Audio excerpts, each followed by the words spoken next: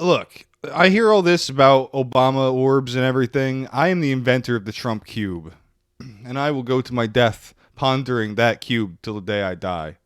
Never heard about it. This is a The MAGA representation of cube. the world and the universe.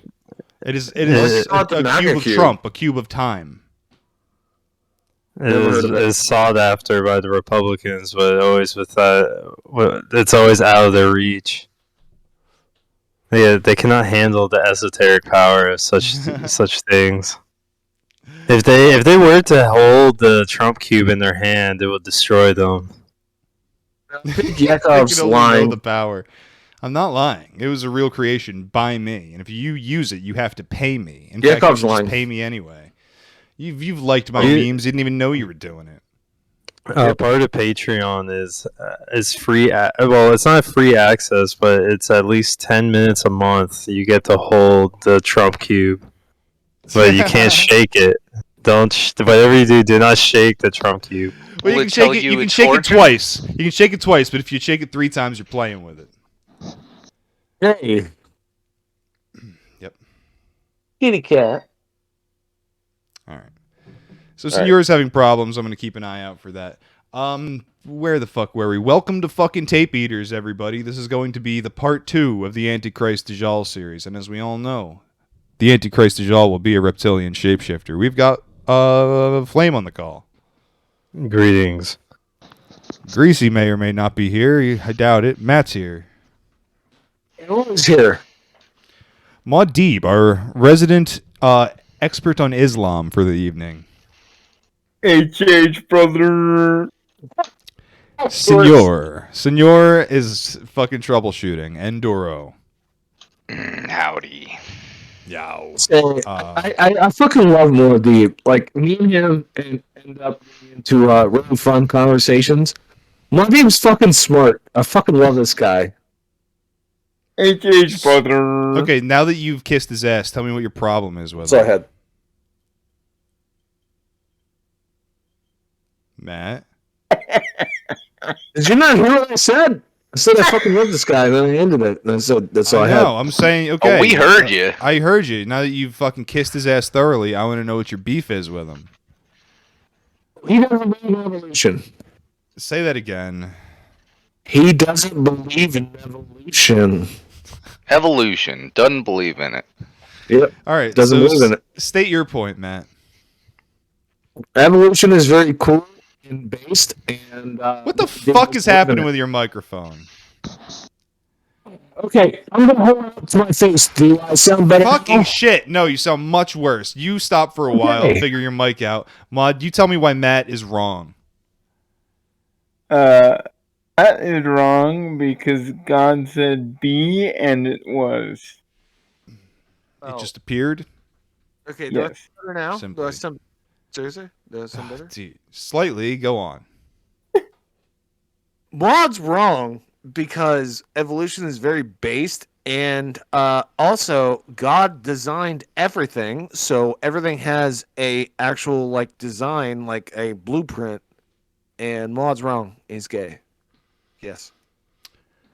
Now, I kind of fall somewhere in between. And here's the problem is that I heard these guys got all bogged down literally in the primordial soup arguing about that shit. And it's like, how... We came to the agreement about the primordial soup. Neither of us actually believe in it. Well, I hear you, but once you're into that shit, you're already too fucked up. The conversation will never come to an end because, like, how the fuck, the further you back you go, like, you don't start from, like, billions of years ago and work your way forward. Like, that's not going to tell you anything, and it's pretty clear that science knows nothing about what the fuck the world was like at all. They have no idea how fucking long any of this shit's been around. It's all fucking a guess at some point.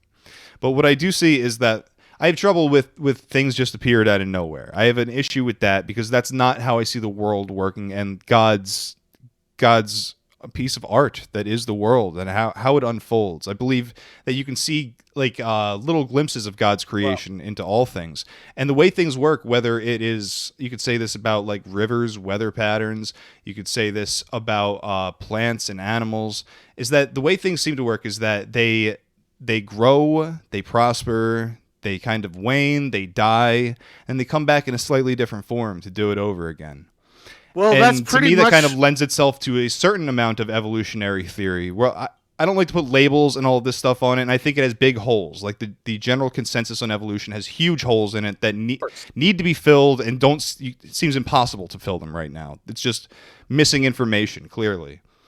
But I don't know. It comes down to where do you draw the line? Like, can an animal become so different generation after generation that it can no longer breed with what was once its kin? That is ultimately the question. Yes, and that was one of the things I was actually trying to bring up when I was arguing with Muad'Dib last night. I genuinely believe that because of, like if you look at dogs, you can take a couple dogs and change them from like their, original kind of like, dog form, and then breed them to be this like weird fucking like lap dog, like a Boston Terrier or a pug.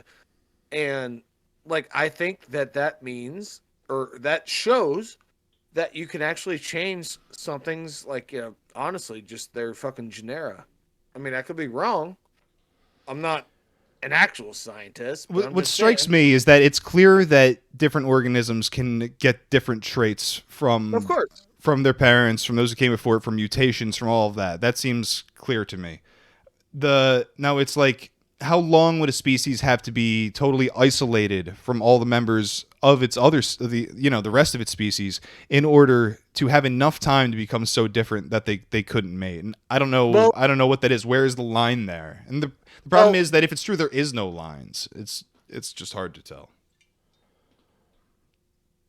Matt? Well, the original thing was we were like basing this off of okay, so preface this. There's a difference between macro and microevolution.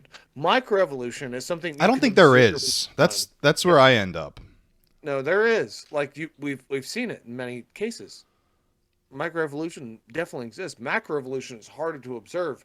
You would have, but it seems like they're the exact same thing, like logically speaking, and that makes sense to me. Macro and microevolution are completely two different things, like very different. Maybe that's where we got hung up, but then explain to me how, because I don't think you're right. I've heard macro and microevolution. It's mostly seems to be used by creationists. Macroevolution is over like fucking tens of thousands, could even be millions of years, like kind of Galapagos tortoises. What the fuck are you talking about? Explain what the fuck you're talking about, Matt.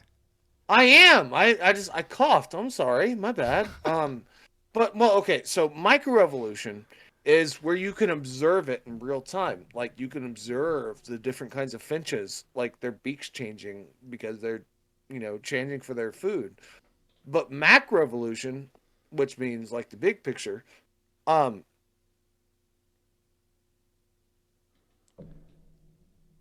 Thanks, Matt.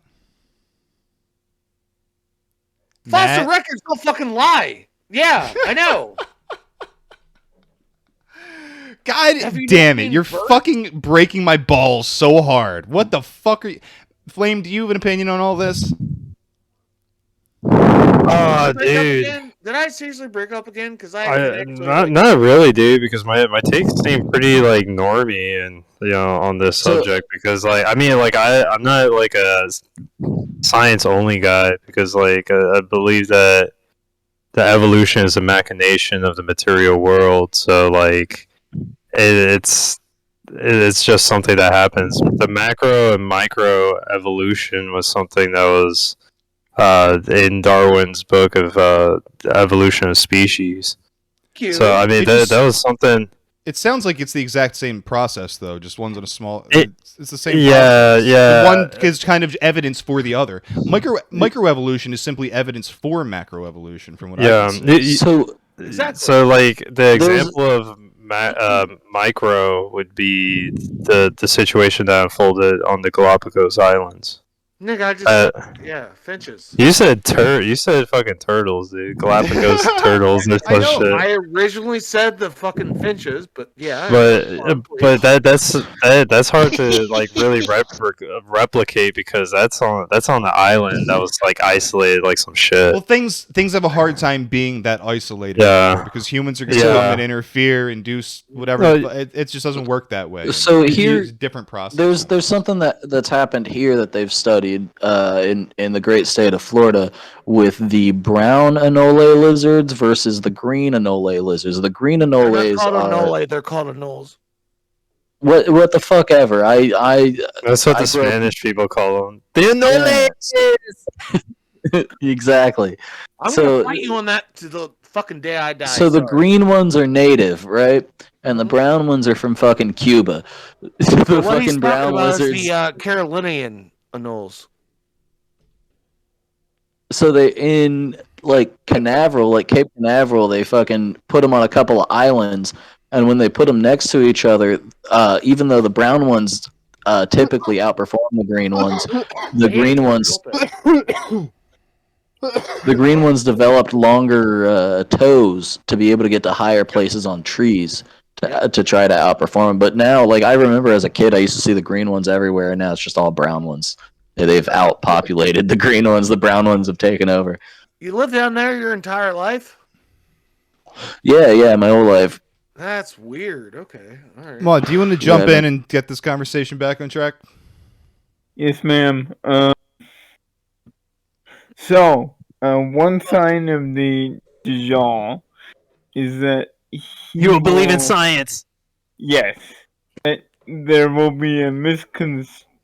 Senor, I'm gonna mis- DM you since I can't talk. Knowledge will be misconstrued to the point where there will be virtually no knowledgeable people left on Earth.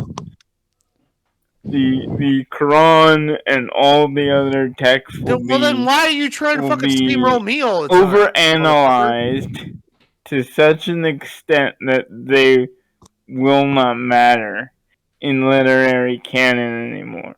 That's literally what you're doing to me.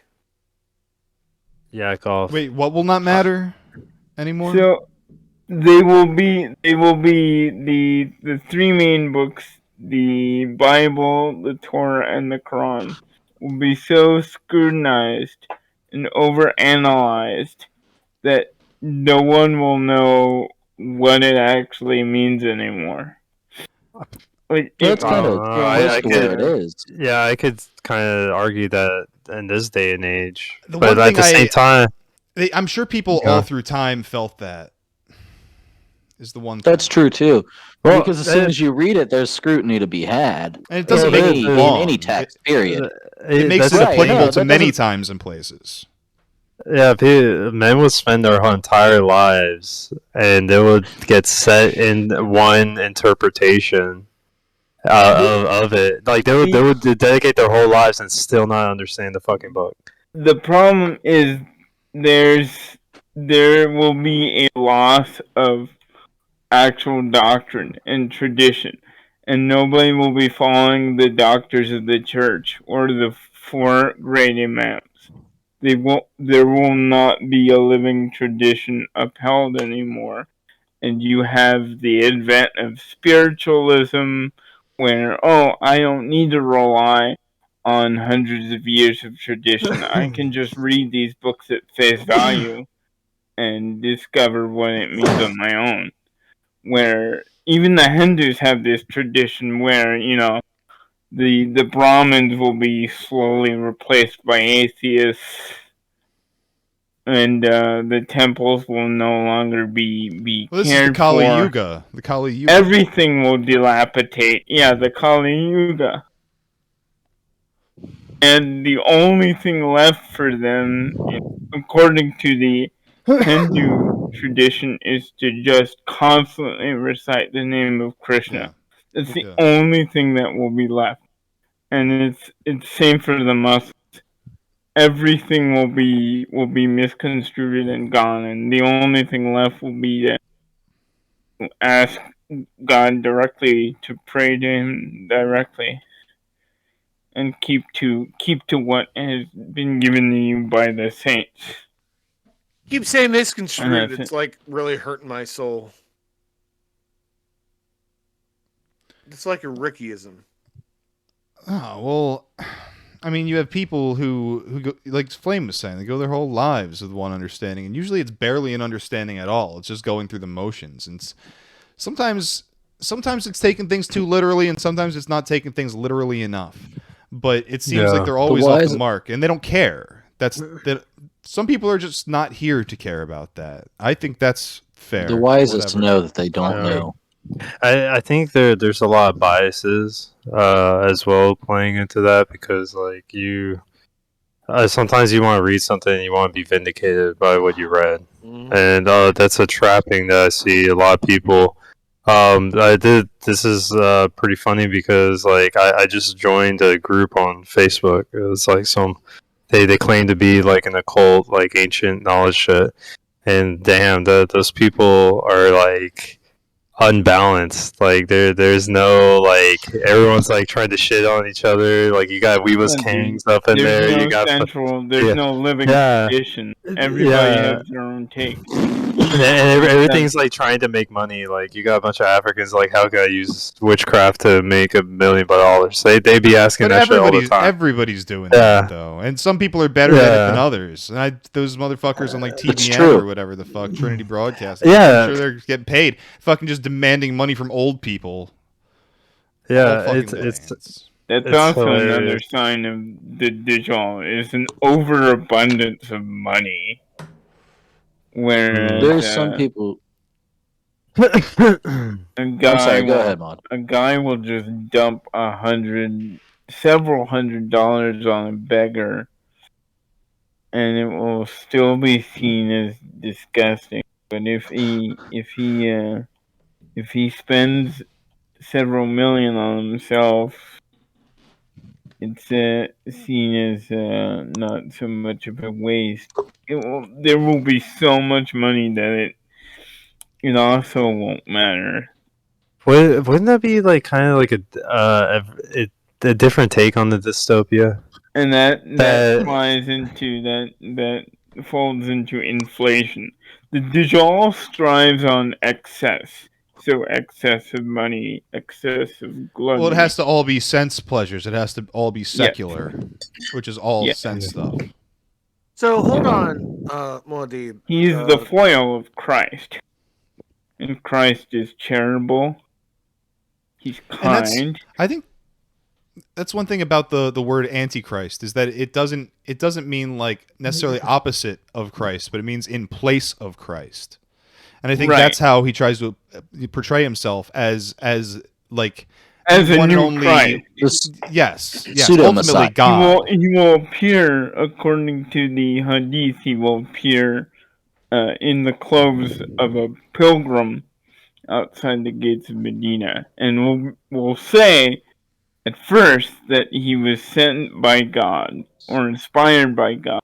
Then he will say he's a prophet of God. Then finally, and according to Revelation as well, he will go into the renewed Temple of Solomon and crown himself God. All right. So let's get going a little bit. I don't know if we want to just get off and running yet. Maybe we can... Oh, I have something to say. Okay. It's okay. So, what you're saying, Muad'Dib, the Dajjal is antithetical to capitalism. He is capitalism. There's Dajjal the person, Dajjal the unseen feeling and force of oppression, and Dajjal the system. That would be like the system. Same thing with that sounds like that sounds like a anti-Trinity. What you just said. Yes, it's antithesis of the Trinity. Just like Christ and the Holy Spirit and God the Father is what's represented in Christianity, the Dajjal also has a unseen force. Interesting. And a system dedicated to him. All right. So And he let's will appear as an idealist. Neato burrito. let's change gears here, and we'll go a little harder. I want to go back to the Rittenhouse trial for a moment, so we can look at some shit. You want to fling her with your binger? This was a real video. This is verified as actually being legit. Let's watch what happens here. What, are you talking about my GF? Come on. I'm not Don't talking do about that. GF. Watch this shit. Watch this shit. Yeah, Look at your the- lizard the- girl GF. The guy Hell. walking in the background. Look at the feet in the background. yeah. The feet time. Oh, this one. Oh, his Yeah. disappearing feet. This is Doro's specialty. There it is. Clipping right through the floor. What are we seeing there? As you do. I feel like everything is fake. Everything is fucking green screened. Every time you see Joe Biden, there's a green screen behind him. I wouldn't doubt that there's fucking green screens at these fucking court hearings. Yes, and that too is a characteristic of the Dajjal. The world will be clouded in illusion. Yeah. That everything's Well, that's- fake. And that's the- yeah. Yeah. That's the that big reality issue, is because a lot conjured of- for you. Yeah, it's all fake. A lot of times watching that trial, things in the background did look green screen. Even Kyle Rittenhouse's mom obviously eating a Xanax in the middle of a courtroom. Like it was everything looked like it was like being broadcasted and like manipulated in real time. Yeah. But at the same time, it could easily just be, the way shit transmits through the air. Like it could be Yeah, glitched, but then we could go to older I have examples. never seen a man's foot clip through a floor. Is the only problem with the other Yeah. explanation is that's never Love that. never been a Dude, thing. I get That fucking has never pissed off. happened. I get pissed off all the time, and I know clip through the walls, dude. Yeah, I just like walk I've straight never through the seen floor. nobody. I've What's never that? seen nobody. hit When the my fucking kids are remote when my kids are acting up, I just no clip upstairs and whip their asses. Dude, I've been paranoid for a long time that like all politicians are deep fakes and everything is a fucking green screen and all sorts of shit like that. And Everything's fake and gay. my paranoia is just off the fucking charts right now. So let's go to this next weird episode. thing. Let's revisit this next weird thing from the They trial. did the same thing with Osama bin Laden, Oh, you mean He's getting Anthony younger and Weaver's younger fucking- with each broadcast. So here we have this crazy-eyed woman in the back. We watched her before. I was told that we I love didn't her. go over the new developments on here, right? There was the idea that she's recording with her contacts, that it's new technology. I saw some patent for it. I saw some shit about it. It's legit.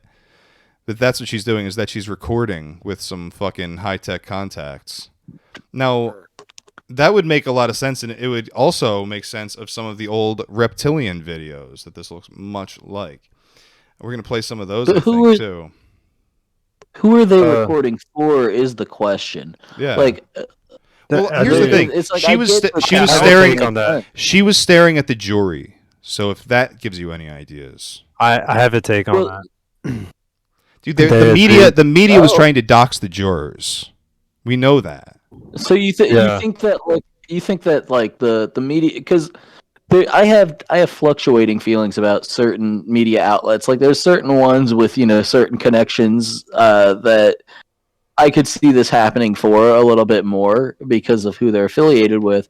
But it's like, would the average media outlet have fucking contact recorders? No, Like, it I just don't think seems- I don't think the average one would. Dude, I remember Google was talking about they're making these contacts exactly like And that with the Samsung. circle. Yeah, but and like, LG. has anyone seen the movie Strange Days? No. No one. No. All right, so Strange Days, like the plot is that it's in not so far future, but like there's a lot of technological advance, and one of those advances was recording memories. So basically, you'll be able to record and play back a memory. If anybody's familiar with the game It's like a Cyberpunk, Black Mirror episode like that. they got something in Cyberpunk. If anybody's ever played that game, some of the audience probably have. That brain dances.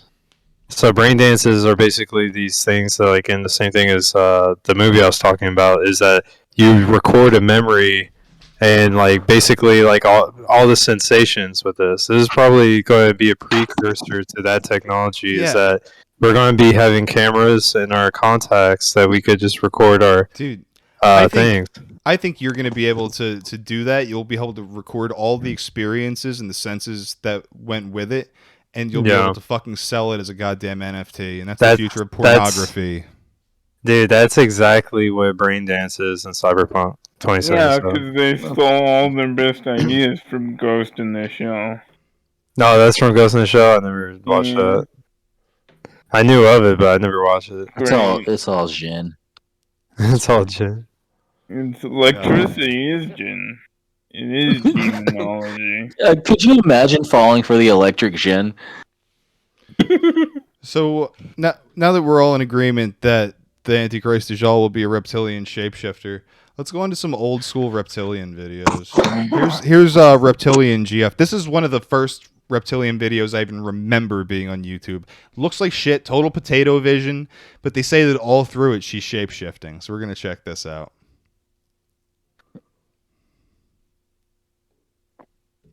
It's coming up. Reptile woman. Reptile woman. Fuck yeah, bro. She's mean. She's That's- green. She's a Gotta long be tongue. real. Where's- the font is? Oh, just there's Doro crazy. when we need him.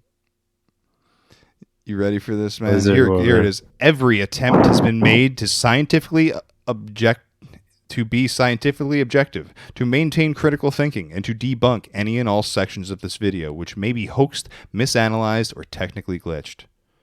But I'm fucking pretty sold on the reptile girl hypothesis. Look at this woman.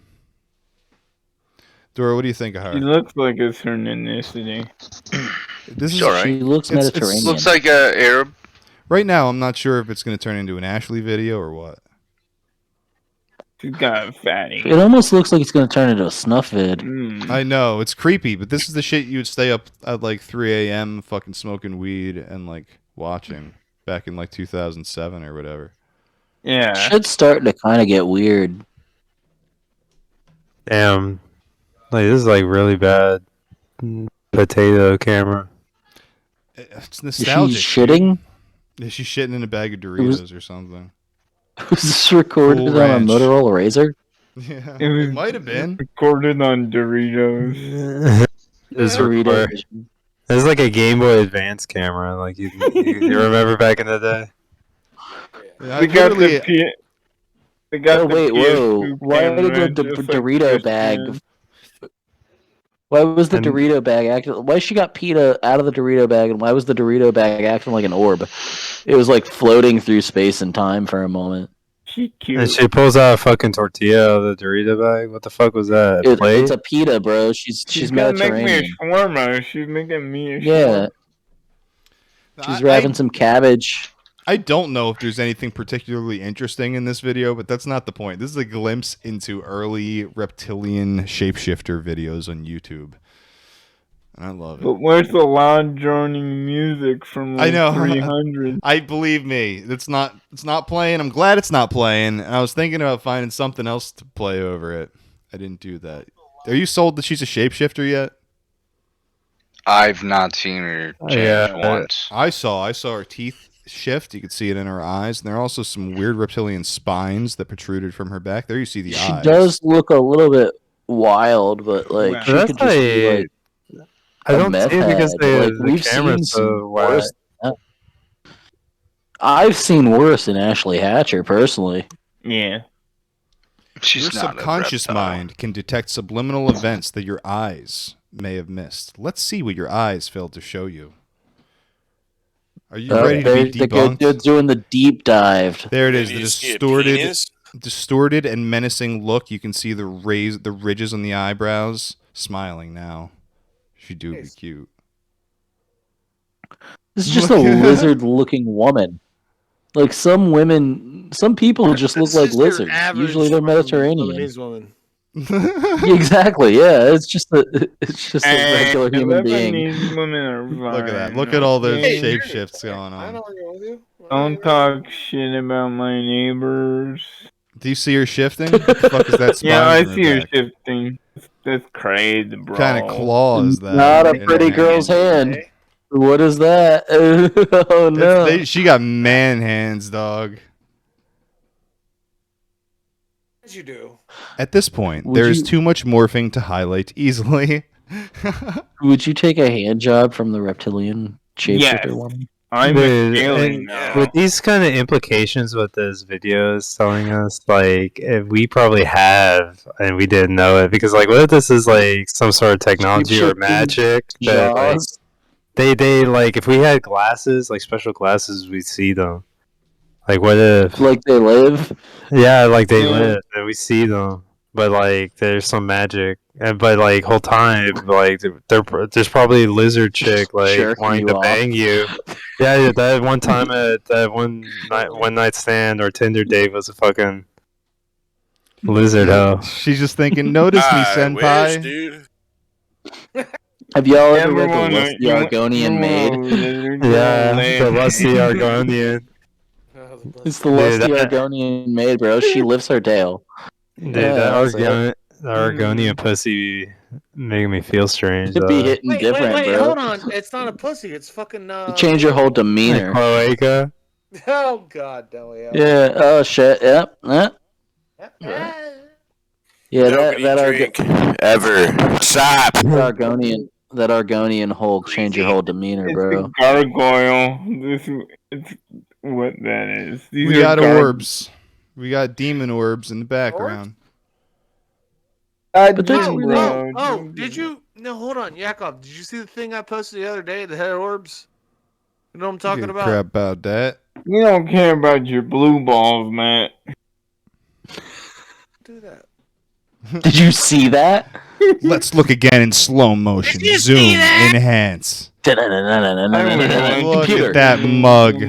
Oh, Doritos. Oh no, who's that person in a tarp? What is that? What is going on? Oh yeah. All right, I remembered it. Some Yakov. sort of It looks like some monster. sort of monster lurking behind her. It's a Yeah. Are black we literally dude dreads. talking about the fucking Dorito bag? No. I'm talking about something way more esoteric. It's a black dude. Esoteric. Dora. I did see a man in a It's Cedric tarp. Holloway. So the first thing I saw was a man in a tarp, and it's probably Cedric Holloway. No, I'm They talking say it's about a the shadow Ashley soul. video. Also, I'm talking about the Ashley video, Yakov, Whoa, no, let's. where we saw Let's the orbs. Cedric Who? Holloway is a human condom.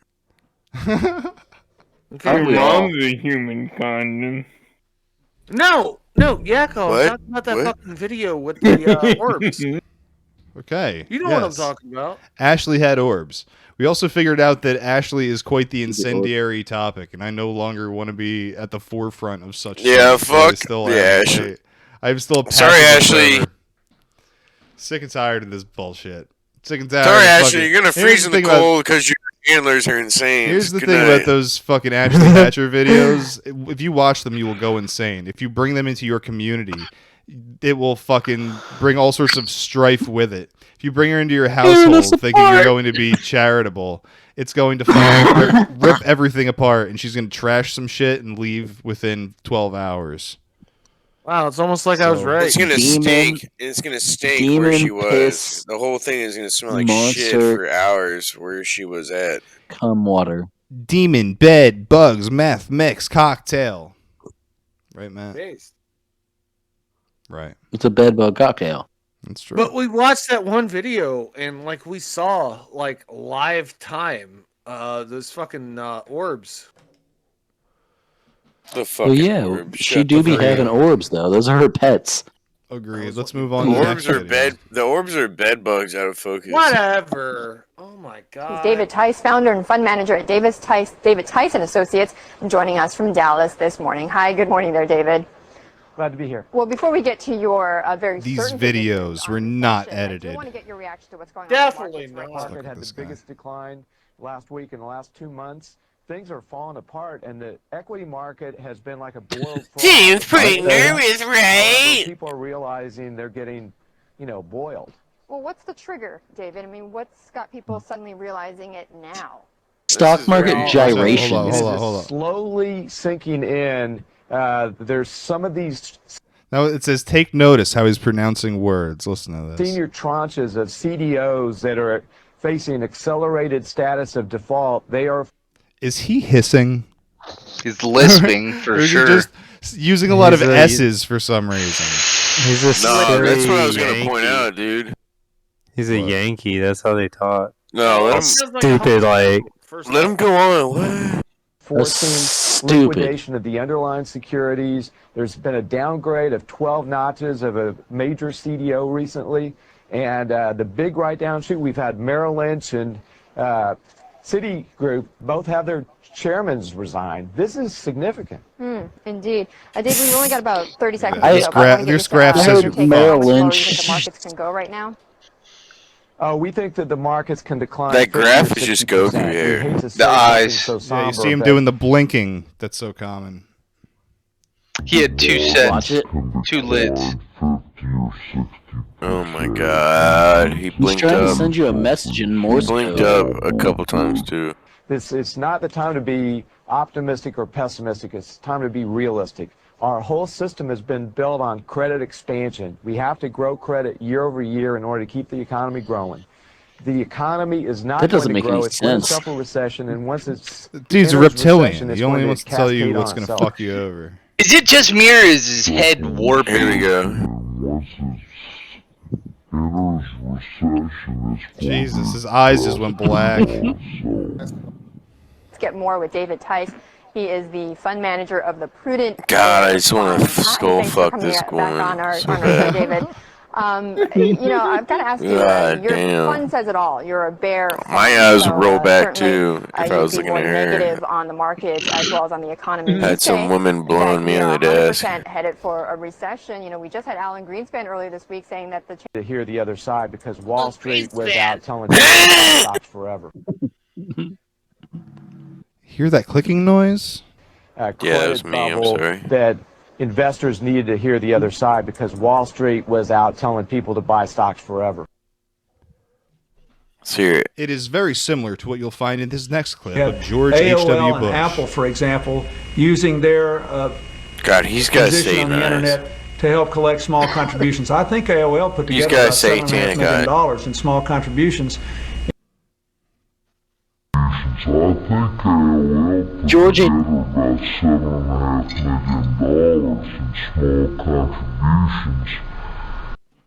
Cock and balls? Out telling George people to buy H.W. stocks Bush forever. is the Wall Lizard Street King. told people to buy Amazon $100, etc. How can a man stick out his tongue and talk at the same time? I don't know That's about that. weird. That fucking tongue slip's weird.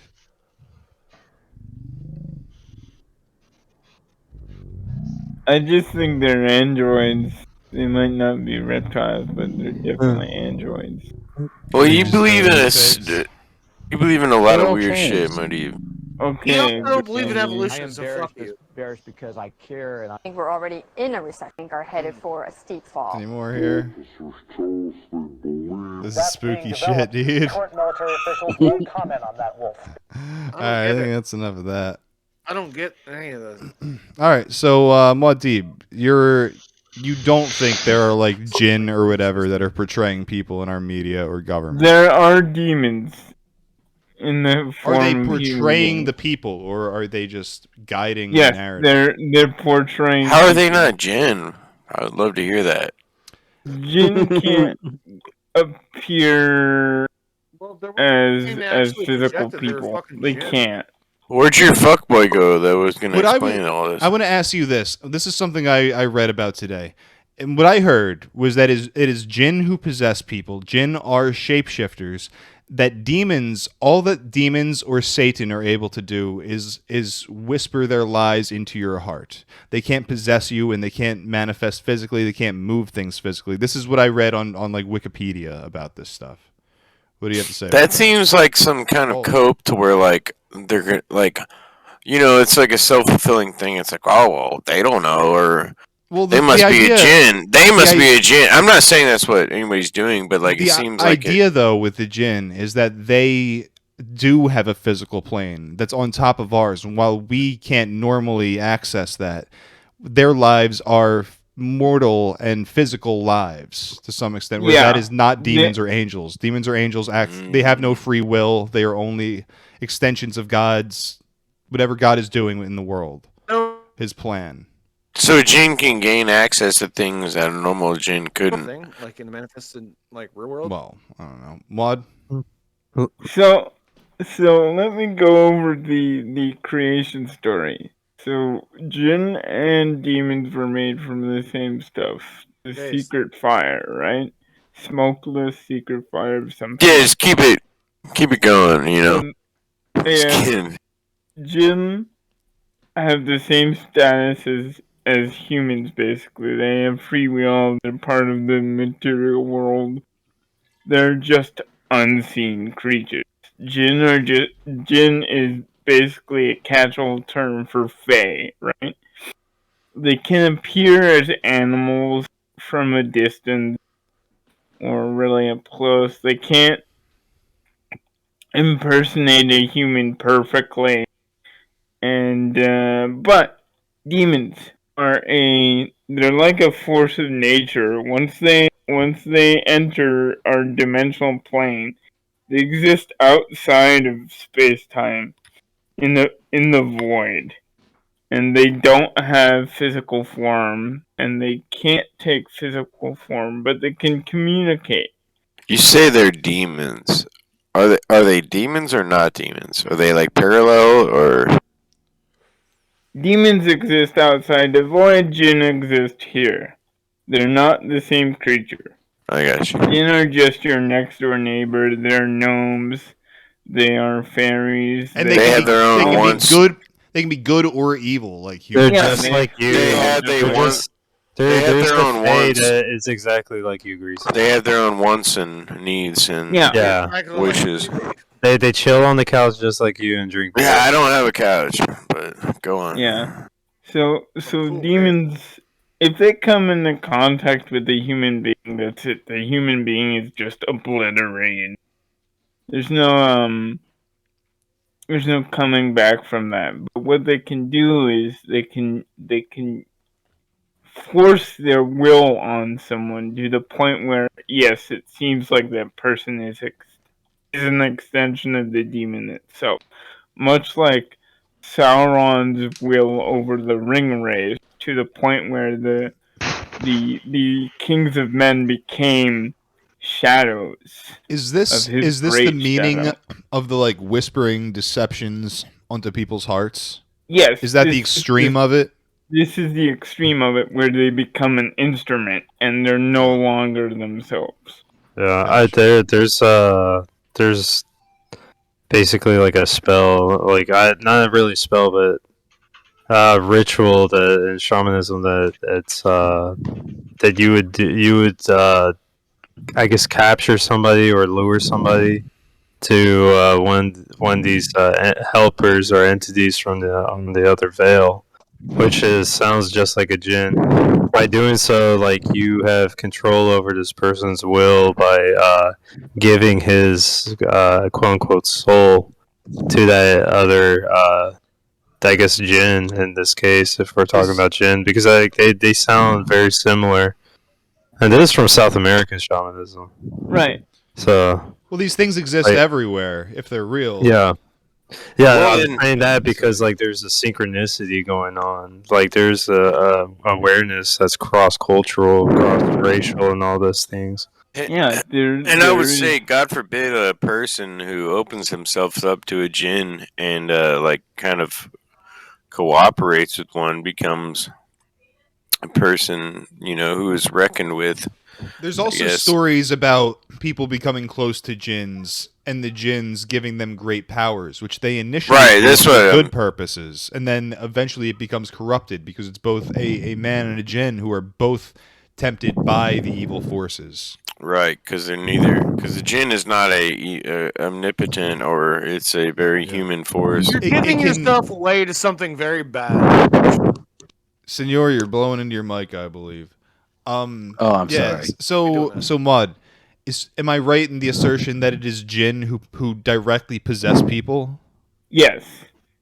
It is mischievous. Is it a jinn. direct possession, or is it like a coercion of like thoughts No, and ideas the to jinn the can point? enter a human being, and they enter animals, and they enter plants No jinn will ever enter me. Okay, all the bud. time. Yeah, but I will. I'm not gay. No, my question is, since jinn are so similar to us in many ways, if select of them, and I'm assuming that not all of them could just do this, it would probably Yeah, can I take some enter a level of jinn? power. But that's what I'm saying. Is that are humans able to have the same sort of powers? To go to that other side? Humans are spiritually, they have a spiritual potential to be more powerful than angels, jinn, or demons. Oh, I also do want to. I do want to talk about like not romantic relationships between them as well.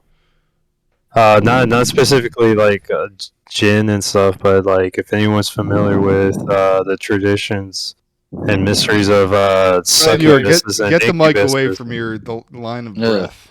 So jinn. Who, me or No, Senor? Senor's been breathing. I think. Fae and elves, specifically So, the jinn- later Christian tales Incubus of and elves. succubi are like jinn coming into your dreams and trying to have sex with you? I Or vice versa? I don't know. Let if you Mud wanna answer come that. That's a from the good question. angle of- That's a good question. Sorry, Mud yeah, I answer didn't mean that to- incubus thing. I want to hear that. So with Islam, as you know, we're very reserved, and it could possibly, it's not explicitly mentioned, but it could be possible to have relations with a jinn or romantic attachments to a jinn, because they're mortal beings. They want to suck me off. Well, Sure. Yeah. Well, like Beast. the thing about like succubuses and succubi is that like you like your head is clouded with like the sensation of sex, Of course. right then and there. It's But lust. there is a lot more that is going on behind that because Yeah, sometimes these people It's a they'll take a dark form energy. of they'll take a form of a person in your life or somebody that's very similar to it to draw you to that person, and there could be catastrophe for doing like just getting it on with that person because they will know things about your life that you'd be surprised. right. And Because like they'll target, depending on who, they will target you and target you for a while. I have encounters, like anybody who's ever had a midnight emission. I know this guy out Bro, there. come on. That's the now. thing. Yeah, with- no, I'm with being spirits- serious. Like spirits that come to you in the night for sex, like that sort of thing, usually happens in a visionary state, in a dream. or But was something it that's- an old ex-girlfriend or not? I mean, No, come it on could- now. it So, could- but my it point could is, be, my point like, who is, knows? my point is that the fucking like I don't think jinn, like just because they are mortal and physical in their way, like I can't think that they could like procreate with people, but they would. yeah, but that's what I'm coming, they do. But the thing is, They do, coming to you in your dreams is like like possession. So I think that Yes. possession could be used as sex, basically. So essentially, Yeah. you're getting raped. Yeah, I mean, I've had sex with Unless you're into it, and you might be. I mean, there's the different. I mean, you can have sex with your ex-girlfriends or your ex-people. Like, it's not in like a What about dead mission. ones? What? But Reason that's is you- that's you different. don't What about know. dead ones? No, It's it- different though. One at a That's different, time. though. One at a time. I know. I was Is gonna that- make a really funny joke about like greasy. Yeah, sure. That would be like having sex with the fucking ground. All right. Sometimes Does nobody get that joke? things get weird, and it's Well, not. the going back to that is that like we do have like evidences of people on deathbeds. Even though there was a pope who claimed that he came into power by making a pact came? with succubus. Yeah, he made a pact with the succubus that he had a romantic relationship with. Like the succubus, like genuinely loved him. And the thing is that like that is actually how I don't know about other demons, but like the incubuses and the succubus, they do procreate with us, so they could create more of themselves. Damn, Wad, dude, I Wad, want a little jump baby. in on there. Wad, how do you feel about that? So that's right. There are stories, folk tales of relationships between men and jinn and other creatures of races. When I say jinn, I don't mean like they not they. Some of them have physical forms. Some of them are what you would think of as trolls or orcs or yeah, and it would be within the realm of possibility that it is possible for them to interbreed with humans.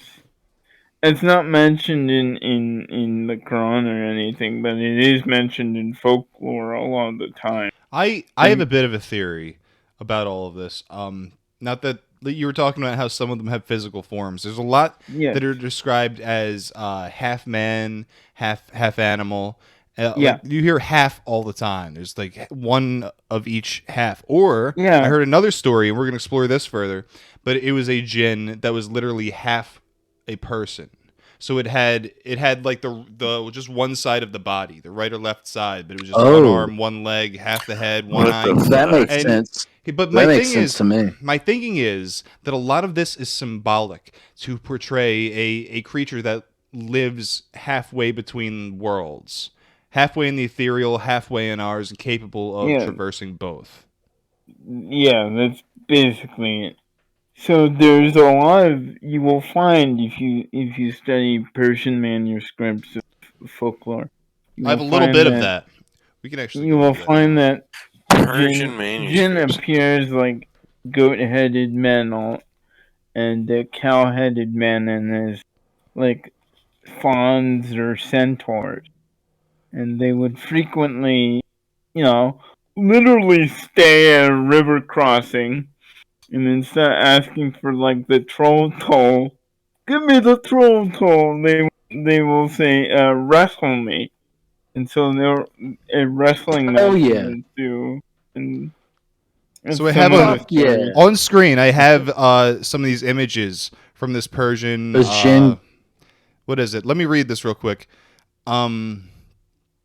These are images from an illustrated version of a 13th century Arabic treatise by Zakaria al-Kazwini titled Marvels of Things Created and Miraculous Aspects of Things Existing. The text is probably the best known example of ajaib, the genre of Islamic literature that was concerned with mirabilia, cosmographical and geographical topics that challenged understanding. So you can see on my stream. We'll hit you with an insecurity. Yakov, I'm sorry, I gotta bother you with this. It's a treatise, not treatise. I don't fucking know how to say these You stupid hurt my words. soul. So here on the top in the middle, I think these are different forms of jinn. It was said that this half man, half elephant creature is one of the jinn. Let pull it up. Yeah. Let's go through each of these. We got a bunch of fish. One of the fish has a man's head. One of the fish has wings. One of them has horns. I hear some of this is related to the zodiac, so I'm looking for that a little bit here. You got, I don't know, some Pisces imagery maybe.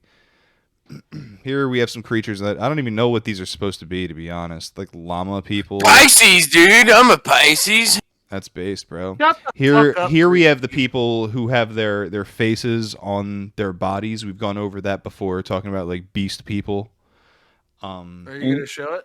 And you find references to them in as far back as Herodotus. Yeah. I mean, people knew these things existed, and like they were beast people. Yes. Yeah, there's a lot of accounts of that. The most known account is the cynocephalics, the dog-headed people. So here we have God, Turtle Man. The I worst think kind. here it looks like Well, we've what got about some the blimmies? half people. Or blimies? Fucking Turtle Man. That would be the worst combination. Dude, if I It's a saw kappa. that, Am I not turtly enough for the Turtle Club? Turtle. You are Bust that out every day. No, No, this seems very interesting. This is a Persian manuscript, mind you. This imagery looks very, very Indian. Not the angels necessarily, but here up at the top, that looks like a sadhu. Down at the bottom, it looks like almost like a Shiva type thing going on. You have the snake man, reminding me of the Nagas. You're not watching And it, are you? One thing that's very interesting is that down at the bottom with the Shiva-looking person. Now, Shiva usually have 4 arms and 2 legs. Here you have 4 legs and 2 arms, but they're standing on top of the serpent person who, like, You're this not imagery, streaming it if you think you are. dude. I'm sorry. God damn, it's not a video. It's on the fucking okay, stream. my bad.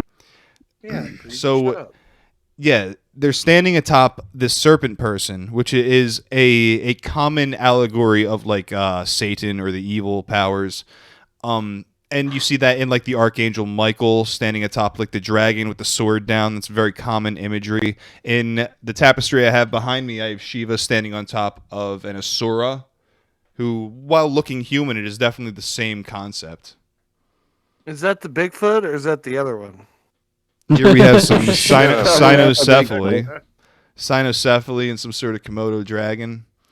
Here is another dragon. The dragon with more Eastern features. Something almost in between a European dragon and like a Far Eastern dragon. You have some of the cat features there, like the whiskers. It's like long and slender, kind of like the Eastern dragon, but it doesn't have wings, and it looks... Well, that's even more Eastern, huh? It has these feathery appendages. It feels very Eastern to me, but it still kind of has the... It looks like it could dragon. fly. Yeah. Yes. But without wings. It's true. Like that one Egyptian cat. Sure, whatever. Only like 2 people. Where was I? I lost my spot. Here we have some birds. This bird down at the bottom is creepy looking. It seems to have the face, a almost humanoid face, but like a cat face almost. It's an owl. Sorry, yeah, I wasn't watching. It's a weird looking stream. guy. It's a weird looking owl. I can't see the face that detailed. All right, well, here we have a monkey. Here, what looks to be some jinn, these half human, half animal creatures with some actual animals, perhaps. See, this elephant's all fucked up looking. It has claws on its back legs. This fucking cow has another head on its ass. The elephant was also translucent last time. way, Is that symbolic? I have no idea. By the way, apparently we're supposed to get the woolly mammoths back this year. Did you hear about that? Yeah, I'll care about that when they actually do it. This is a creepy one. You have all of this Persian, which I'm assuming is Persian, might be Arabic script, with the little weird gay baby. boy cat. I see a little gay boy cat. Oh, not that. There we go. That guy's holding his dick. Here we have fish tits with a Hanuman-looking guy and a fish with like a dog's face or something. Weird monkey. I like that one. He's a good boy. We got, that monkey's gonna evolve into me. We have a fish up here with a strange set of horns.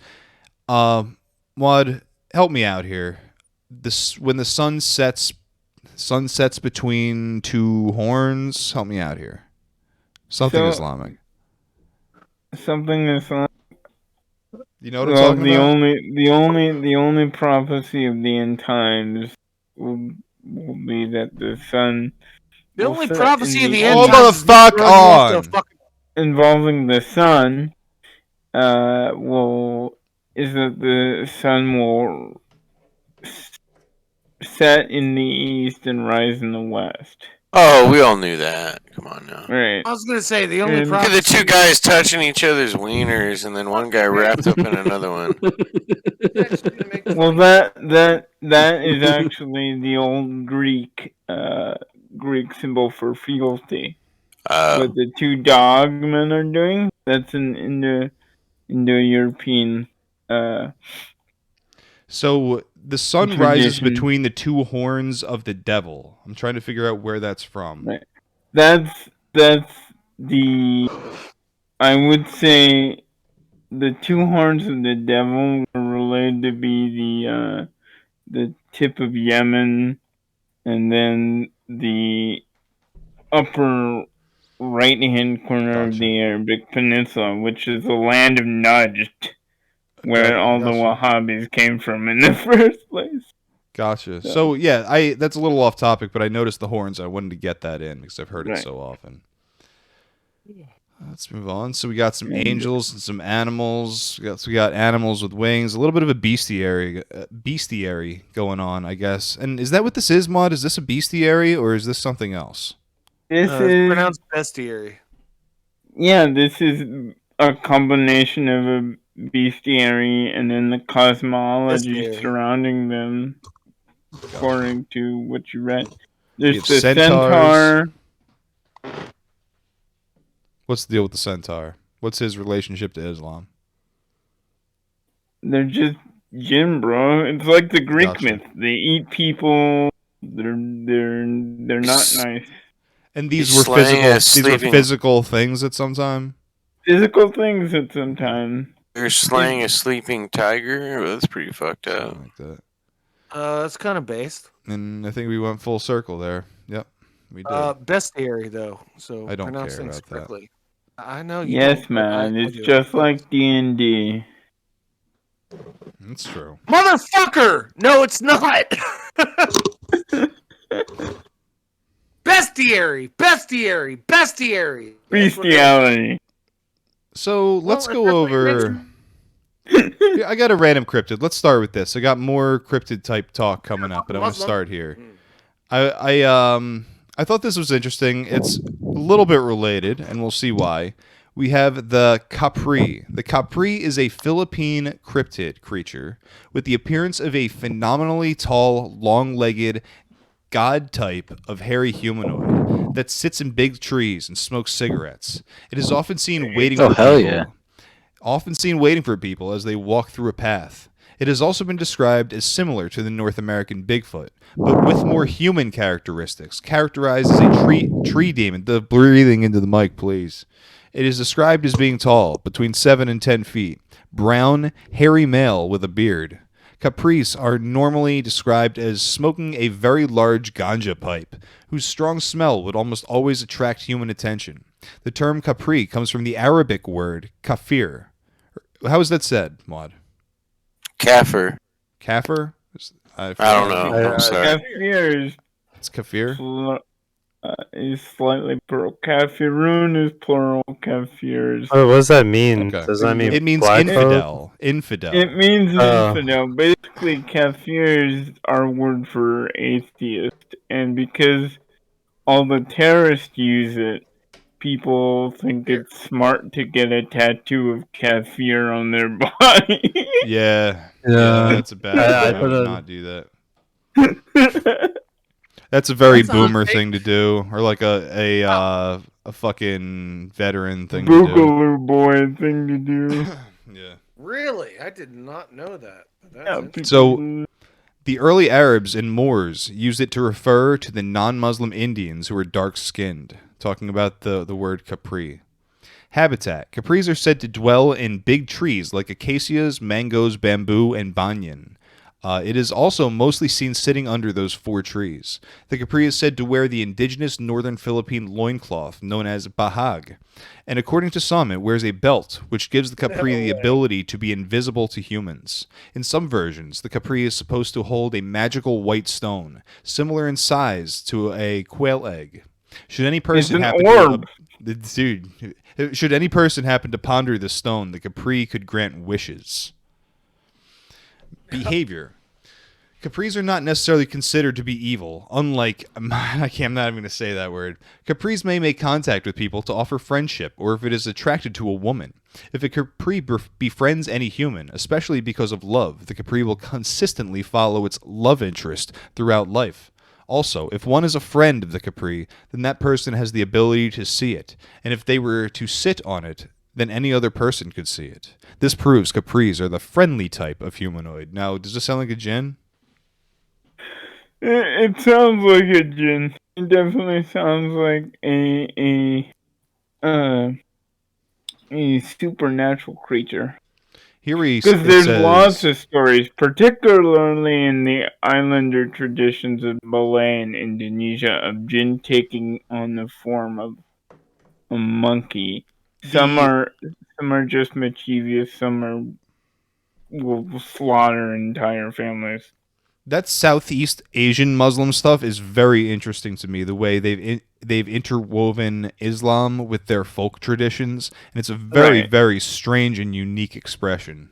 I have an aunt who's Indonesian, so she told me plenty of jinn stories right before I needed to go to bed.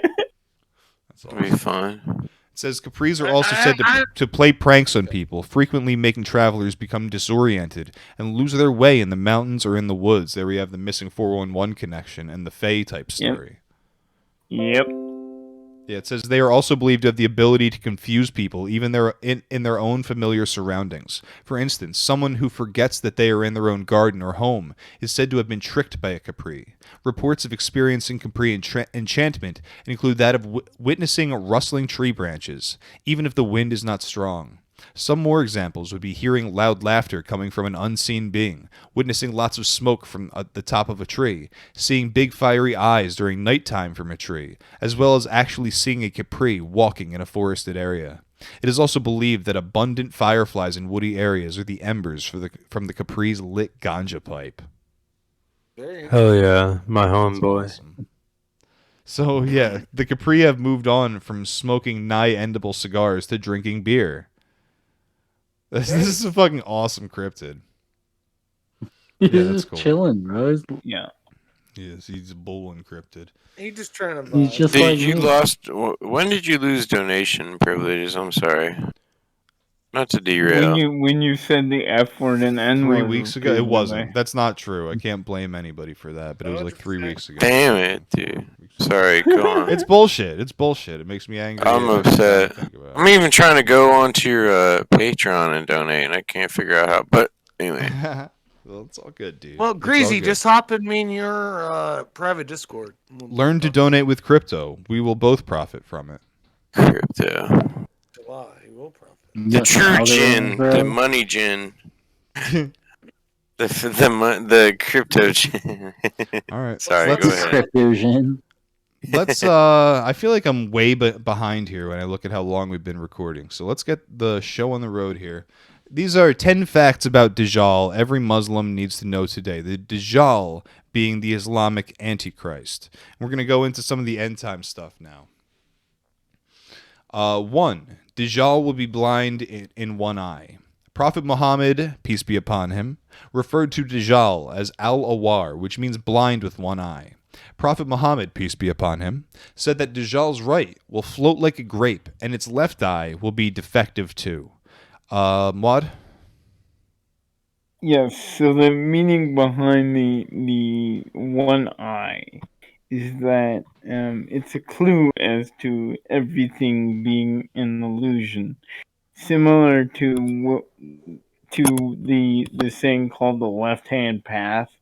The magic he possesses, the powers he possesses, are only a shadow or a copy of what is held by the righteous, miracles and the like. Isn't it Ra? Sorry. Isn't it Ra, the left, like the Ra with the right hand, the right eye, or something like that? So the Ra myth is completely different. So after Osiris was cut into 13 pieces and they didn't find his penis, Isis fashioned a golden penis for him, and they copulated, and thus was born Horus. And when Horus tried to ambush Set, he accidentally decapitated Isis. And they sewed a cow head onto her. And then they tried again, and this time Horus poisoned Set's food by ejaculating into it. What the fuck? Once Set ate his semen, he was vanished to a phantom zone where he continually bursts Horus's magic eye from out of his head. Have any of you ever been to the Phantom Zone? Yes. So It is not a nice book. The eye thing is weird to me. So from what you're saying, it sounds almost like the one eye symbolizes that his focus is only the secular, that half of his message is just missing, which would be like the good stuff. It is incomplete. Most of his stuff is just illusion. It's not real. I find the eye symbolism interesting. You were talking about Egyptian symbolism of it. I think Jesus said, "If thine eye be single, thy whole body shall be full of light," saying that like if your focus is only on God, then like you are on your path to sainthood. Like the fear of God is at the beginning of knowledge. Right. So why do they sew a head on him?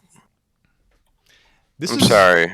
There's a lot of metaphor happening here. Okay. Yeah, I know. Isis, the goddess of fertility, was accidentally beheaded by a horse, right? Why would So how come she was accidentally beheaded? Because she was accidentally beheaded. Okay. Set dodged the strike at the last moment. Okay. And the horse ended up beheading his own mother. So Isis had a cow's head sewed on her, reinforcing the fact that Isis is the goddess rejuvenation and life, and the cow being the ultimate life giver. Right. Next we have the Dajjal's hair, as cited in Sahih Bukhari. Is that how you say that? Yes. Okay. The Prophet narrated a fact about Dajjal's appearance, that he will have very curly hair, as well as he will be having lots of hair, it says. So, how literal do you take a lot of these assertions about how he will look? Like you were saying, it sounds like a metaphor. Take it literally. Because that's exactly how a group of sailors described him when they found him chained to a wall of a cave on an island in the Indian Ocean, and that's where we get the whole Sinbad finding the island of the Cyclops. Yeah. Even the movie, they show the Cyclops chained to the wall of the cave. Yeah. So we were saying. It says, in this, the translation I have of the same hadith says he will have twisted and contracted hair, very kinky hair, like that of a Jew or an African. A Jew or like a flowing hair? Well, I mean the like an the implications. African Yeah, we'll get there. We'll get there. I gotcha. Yeah. So we're saying about the eye that it is both symbolic and literal. Yes. Okay. Everything about the Dajjal is both symbolic and literal. Yeah, I think that's how it should be for most things in religion. There's layers to everything. Yeah. So the Dajjal won't be able to enter Medina and Mecca.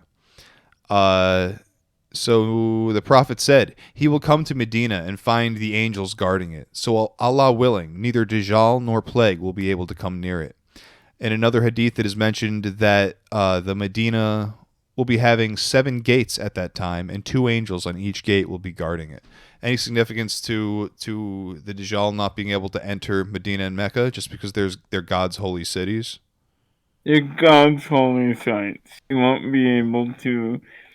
That is where the last Muslims and Christians will find refuge, is in the city of Medina and Mecca, once the world has been overcome by the Dajjal. Nice. Next, it says, he will have enough power to make the dead alive. Dajjal will have enough power to kill a person and make him alive again.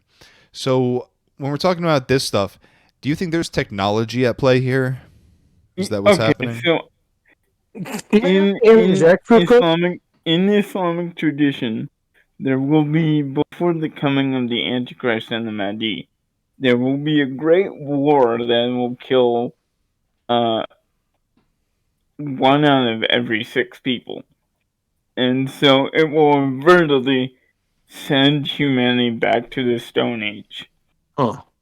And some people have theorized that all of Dajjal's illusions involved advanced technology. Okay. So one thing why real he's quick. able to protect things.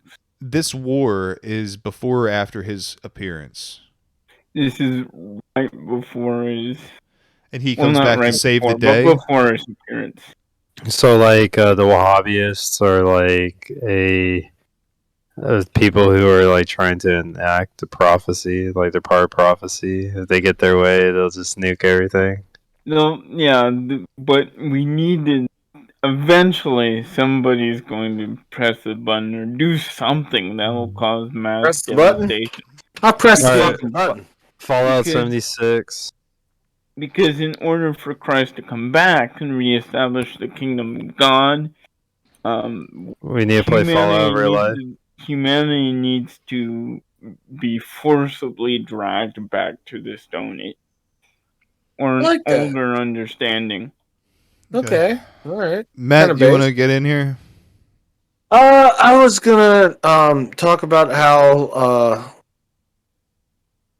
when it came to the resurrection of Christ, like things would be brought back to. Matt, you're fucking breaking my balls right now. Oh, sorry. Did I break up again? Yeah, you're taking 3 hours to get to your point. Oh my god! Why you hate me so much, dude? I don't. I'm just trying to crack the whip a little. Well, my fucking internet's gay. Don't worry about it. Do you want to get the point out or not? Back to quarter one. Christianity. That's all I had to say. Okay, whatever. The biggest fitna in history. It is reported in Sahih Muslim 809 that whoever knows the first 10 verses of Surah Al-Kahf will be protected from Dajjal. How do you feel about something like that? I said you're supposed to say it after every Friday prayer. I try to say it. Yeah, we believe that the first 10 verses of the Surah Al-Kahf will make the Dajjal shit his pants.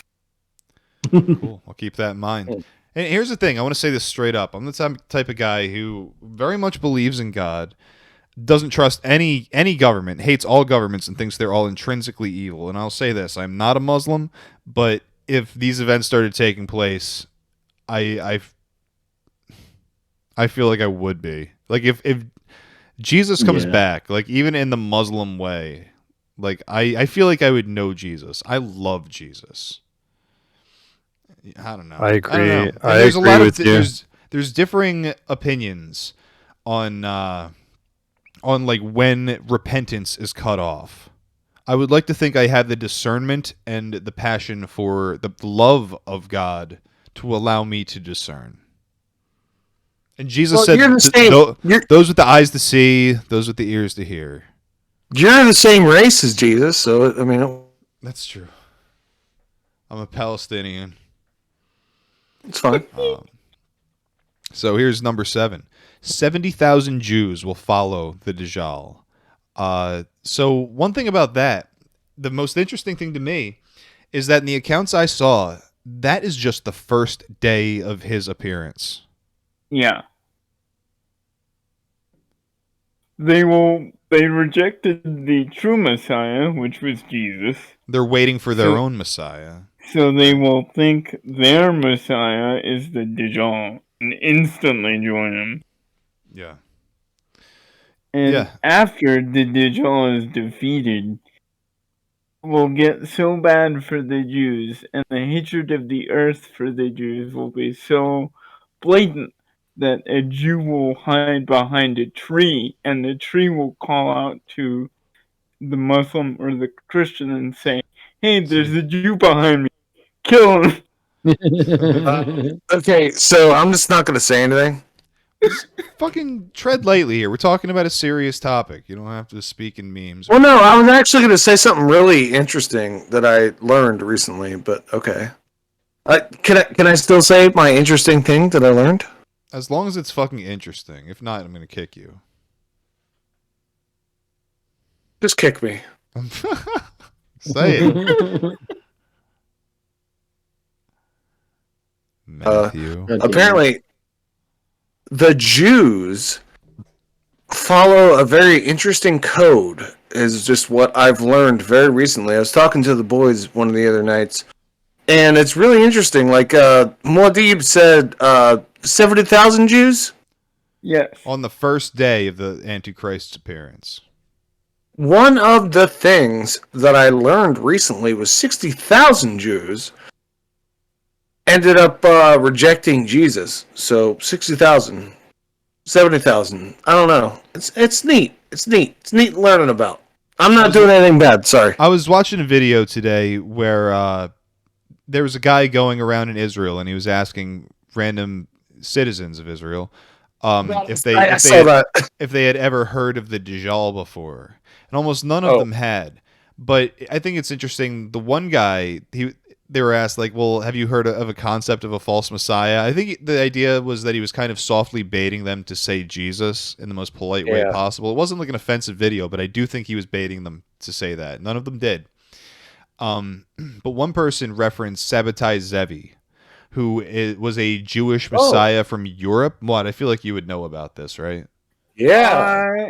I've heard of him. I think I know what you're talking about. He was a claimant of the Jewish Messiah, and he got a huge, huge following. In the end, I think he had his shit pushed in by like the Ottoman Empire, and they forced him to convert to Islam, while a bunch of Jews still worshipped him. Yeah, it's interesting stuff. So it is told in by the tradition of the sheikhs and the saints that before the coming of the Dajjal and the Mahdi, there will be little Dajjals and little Mahdis. It's the same thing that the Bible cycle says. of the Savior and and his flail. The Bible says that there will be many antichrists, and they're among you today. Yes. And a lot of Muslims regard Adolf Hitler as being a Mahdi figure. Yeah. So I didn't say it. That's not the point. Like, this is a true statement, and it puts another level. Understanding this adds another level to the animosity in the Middle East. Mm-hmm. And like last time we did an Antichrist Dajjal thing, I was focusing mostly on a Shia sect, a weird Shia sect. And that's where I got most of my information from early on. I was watching a lot of Shia stuff just because that's what I was clicked on YouTube. It was weird. I liked it. But Maude, tell me about this. What's the deal with their fixation on Iran as being what, the Muslim state, the caliphate? So they believe that they are the inheritors of the caliphate because they are descended from Ali. Is that why? Because they believe that Ali's the one true caliph, and they disregard all of the four caliphs. Interesting. Wow. And they are. It's like they're trapped in time. Like how wingnats are obsessed with Hitler, they're obsessed with the civil wars. The civil wars that occurred. So much so that in their media, they call Sunni Muslims or any other Sunni country Umayyads. What does that mean? The Umayyads were the Umayyads were one was the last. They claimed descendant from Umayyad, which was one of the four rightly guided caliphs, the last one. So how is you're saying this is like a derogatory term? That's how I. Yes, it's like if the U.S. continued calling the USSR the USSR. Okay, gotcha. They're like stuck in this us versus them. Which I think there is an element of that which is common in Islam. Like Islam still has a tendency to refer to the West as Rome, right? The Romans, because that's the terminology the that's Roman used in Catholic prophecy. Church. The Roman Catholic Church. So we still call anybody who follows the Roman Catholic Church a Roman because they are. Does that stretch to like Protestants who are still from that lineage in some way? Hold up, Mud. We do not. No Muslim, whether Sunni or Shiite, recognizes Protestantism at all. We think it's a secular, liberal machination that doesn't fit in any tradition at all. Makes sense. I was We right. think it because it first emerged as a class warfare thing, the peasant uprising and all that. And we believe in a divine hierarchy. You weren't supposed to call for And one thing I think from an outsider's tearing down of perspective, I see institutions. that fixation in Islam. I feel like a lot of that can be tied back to how early and how quickly the schism in Islam developed, and the civil war that happened basically there, to create the Shia and Sunni rift. I think a lot of people look at that and be like, how could God's chosen people be that quick to be led astray and just murder each other? Well, we don't say we're the chosen people. Well, I'm talking about the Elul Bayt. Like, they're a special people to God, and they're supposed to be treated well. It's the type of thing where if you bless them, you are blessed. If you curse them, you are cursed. Right. Right. So, with the family of the Prophet, we Sunnis, it is a no-no for Sunnis to even mention or dive any deeper into the civil war, other than acknowledging that it happened. So what is that acknowledgement? Is that an acknowledgement that some people who were in basically the side that they wind up following were at fault for things? We're not supposed to pick sides or criticize any of the companions of the Prophet. Even the ones that ordered the executions of his grandsons, we're not even allowed to say anything about. The Shiites is that kind of a leaving judgment for God type thing? Yes. Okay. It's because you know how saints will sometimes say that they're opposed to another saint, right? Two gurus will seem to hate each other, but it is just a test for the followers. Yeah. A test of restraint. Was there, how quickly did Shiaism, did that become a thing? Was that a thing in Ali's time? Because he died very soon. That's basically what kicked that off, right? After he died? Way after he died. Way after he died. Okay, and when did Sunni come? Are these terms new, relatively speaking? These terms are new. The whole Sunni Shia riff is a relatively new thing. Okay. Sunni just means the way, the ones who follow the way, right? Gotcha. And Shia just means faction, so you can tell who split off from who by just studying the etymology. I get the sense that the faction thing is a connection to the family. That's the implication that they're trying to make, right? Right. The family of Muhammad. They're hereditary monarchs, which wasn't something Islam was. And is this what Shiites are? They? I'm assuming they're sympathetic to Iran as the one major Shiite nation. So slowly, Shiaism and Persian culture and Persian identity got mixed. Yeah. So there's a lot of mixture of actual Islamic theology and Persian and Iranian nationalism. So I didn't know that. That's actually is the concept that Iran will be the seat of the caliphate. That's like Persian nationalism shit. Okay, but is that the prevailing idea in Shiaism? Yes. Okay. I did so I had several questions. If I may ask some questions, please. Is that okay? Yeah. Okay, so that's neat. I did not know that. So what's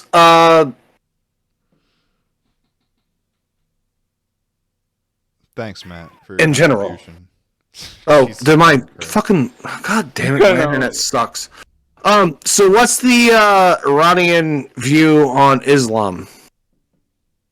Shiites. They're Shiites. That's the view. Well, We're yeah, trying to- well, we yeah, explained but that. like, what's They the have- fucking goal? Is what I'm asking. What's the fucking goal? The goal is an Islamic state. The argument is who possesses the rights to that. Like an entire like Right? global caliphate? Is that Yes. based? Okay, all right. I'm No, interested. No, Maud. Explain to him. Yeah, Mod, tell me. Fucking Muslim explain me, please. So the Shiites literally believe that they will go on a blood feud crusade and slaughter everybody. They That's not Shia. Because they will literally be related to the Mahdi. Okay, from your perspective, where will the seat of the caliphate be that fights the The seat Dajjal? of the caliphate will be wherever Christ is, and he will show up in Syria. They say Damascus, and right? And then in Damascus, in the region of Sham, that's a very holy place because many prophets of the Old Testament are said to be buried there. So I'm gonna ask a sensitive topic. Me and you were both Americans. Like, wouldn't they fucking like slaughter us? Yes. Oh. Dog, there's a lot of different okay. sects and a lot of they would handle shit all sorts of different ways. And that is the origin. That's why there's all these rifts in Islam. Is because it is a very, very political thing. But I Yeah. think as all good adherents to their religion know, like it's up to God.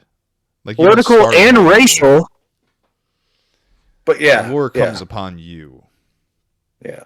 And I I said, if Jesus comes down to start a new government designed for us by God, like I will be the first to. That's what Yeah, dude. The goal for everyone watching this podcast is to wear your Skinwalker tapes T-shirt and take a picture with Jesus when it comes. Yeah, take a When the picture ti- of Jesus right now. So here we have another fact about the Dajjal.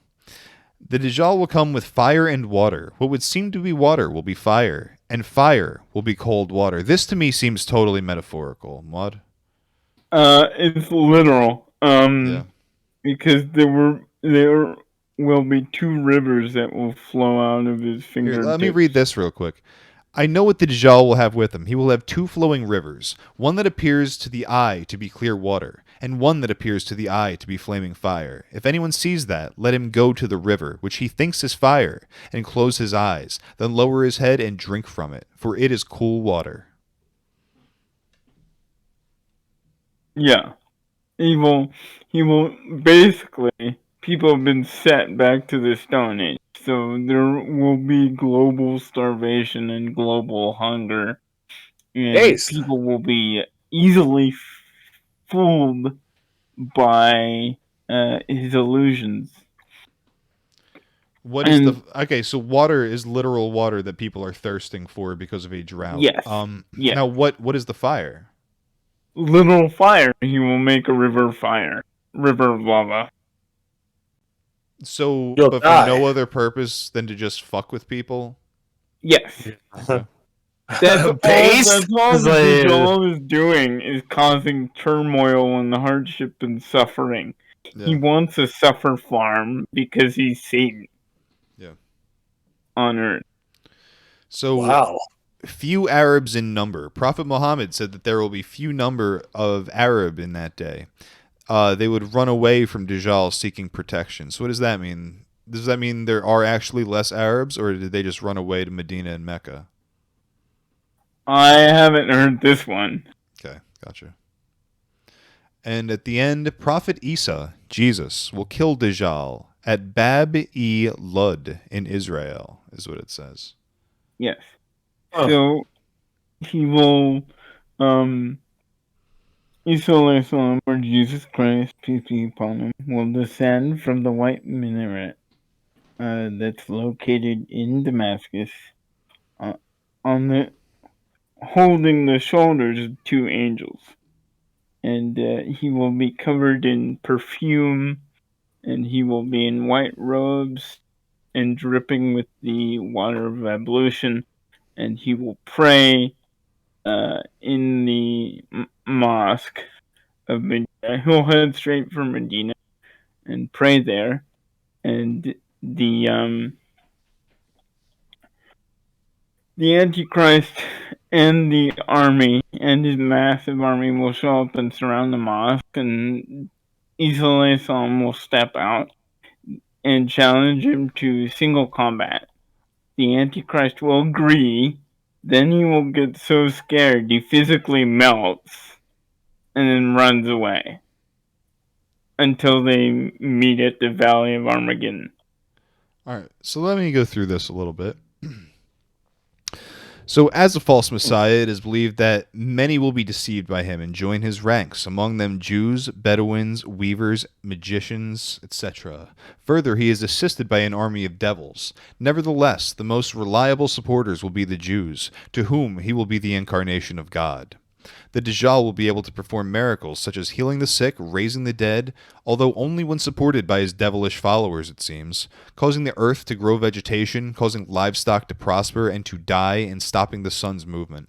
His miracles resemble those performed by Isa, Jesus once again. At the end, the Dajjal will be killed by Isa when the latter simply looks at him, and according to some narrations, puts a sword through the Dajjal.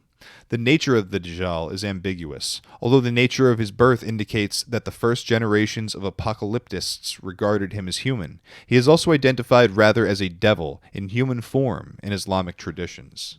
Is this going to be a man who is overcome by the whispers of the demons and Shaitan?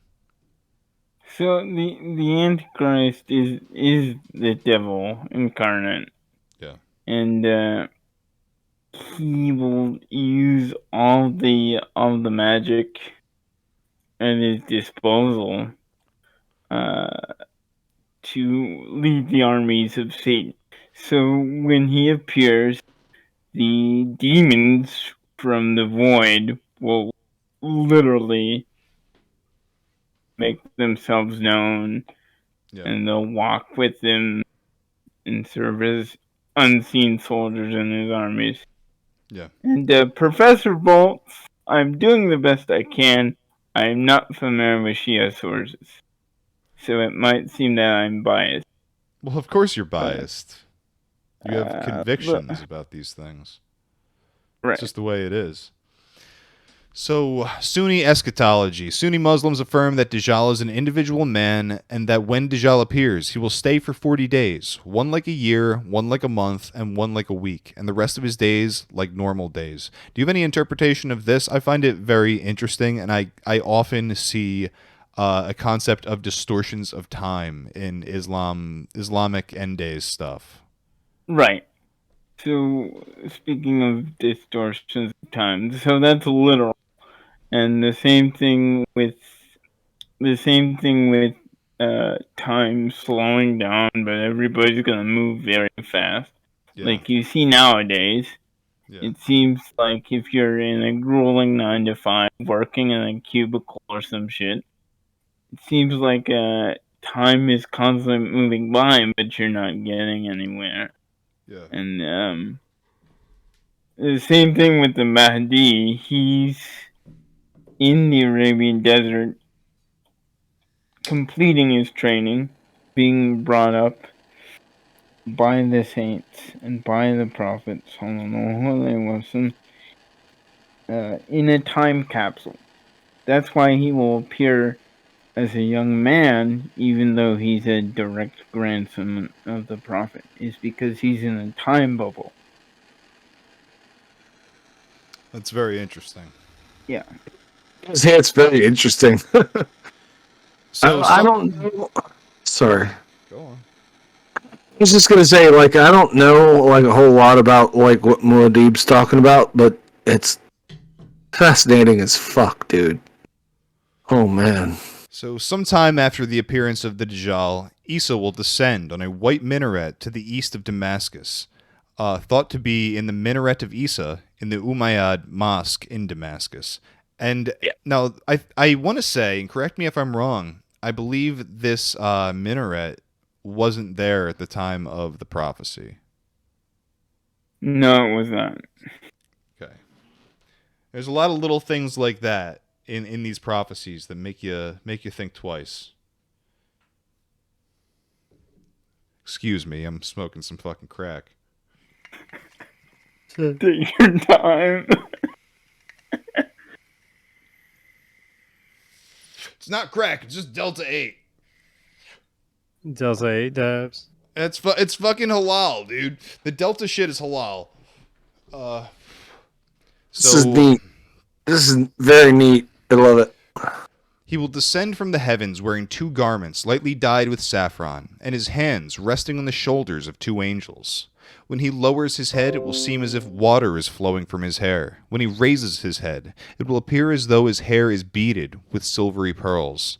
Every non-Muslim who would smell the odor of his self would die. That's a weird one. Smelling your own, like, dirty ass? Is that what that means? That's what it They is. will, they will smell the scent of Jesus and die. Gotcha. Because it is so overpowering when he first impacts, I guess. Well, it's just like excuse me, sorry. When he's talking about that, like it's just like the overpowering, like actual odor, like blah blah blah. Yeah, it's kind of like as in- Bigfoot sightings a little bit. I was gonna say mostly attributed to the herbs. Gotcha. Dajjal will then be chased to the gate of Lod, where he will be captured and killed by Yeah, Isa. sure. Isa, That's what it seems like to me. Sorry. Isa ibn Maryam. So I believe that is Jesus, son of Mary. That is Jesus, son of Mary. Isa will then break the cross, kill the pig, abolish the jizya, and establish peace among all nations. The rule of Isa will be just, and all shall flock to him to enter the folds of the one true religion. That'd be me if this happened. So I'm going to go over this one at a time here. Break the cross. So is this talking about the idolatry associated with Christianity? Yes, there will be no Trinitarian Christian anymore. Gotcha. Okay. And now we have kill the pig. Now, is that what I read? It refers to Jesus sending the pigs off the cliff, who were full of the legion of demons. Yeah. So to kill the demons. Yeah, he will drive out the demons like Saint Patrick drove out the snake. Same. Is it also like a literal kill the pig, like stop eating this haram meat? Like everything deemed impure will be cleansed from the earth. Okay. Because God's kingdom has come. Interesting. The next one is abolish the jizya, and the jizya is a tax levied upon Muslims. People, yes, non-believers in Muslim territory. What does that mean? Does that mean that at this point you either have to be a Muslim or die? So no, there's no point that for a just jizya? means the kingdom of God has come, and there's no division amongst the people anymore. But that implies that if you're not Muslim, you're fucked at this point. If you haven't gotten it by now, you're done. Right? Yeah. Yeah, basically, yeah. That's what made sense to me too. And that's fair to me. If Jesus literally comes down from the sky with angels in Damascus, and you're not willing to believe that, you should just lose your head. Fine. It's fine by me. Very based, Yakov. Yeah, I believe it. I believe it. I want to make sure I'm not going to miss anything. We have a bunch of garbage from like Ahmadiyya eschatology. Nobody cares about that. Let's move on a little bit. I got too much bullshit up here. Let's talk about the Mehdi. So the Mehdi is like the precursor of Jesus. The Mehdi, it means the rightly guided one. He is a messianic figure who, according to Islamic belief, will appear at the end of times to rid the world of evil and injustice. In Islam, it is said that he will appear alongside Isa and establish the divine kingdom of Allah. So it says there is no direct reference to the Mehdi in the Quran, only in the Hadith. in most traditions, and I'll just say this if people don't know, the hadith is the reports and traditions of Muhammad's teachings collected after his death. A lot like oral traditions, right, Maud? Yes. So, It's not. yeah. Let's see here.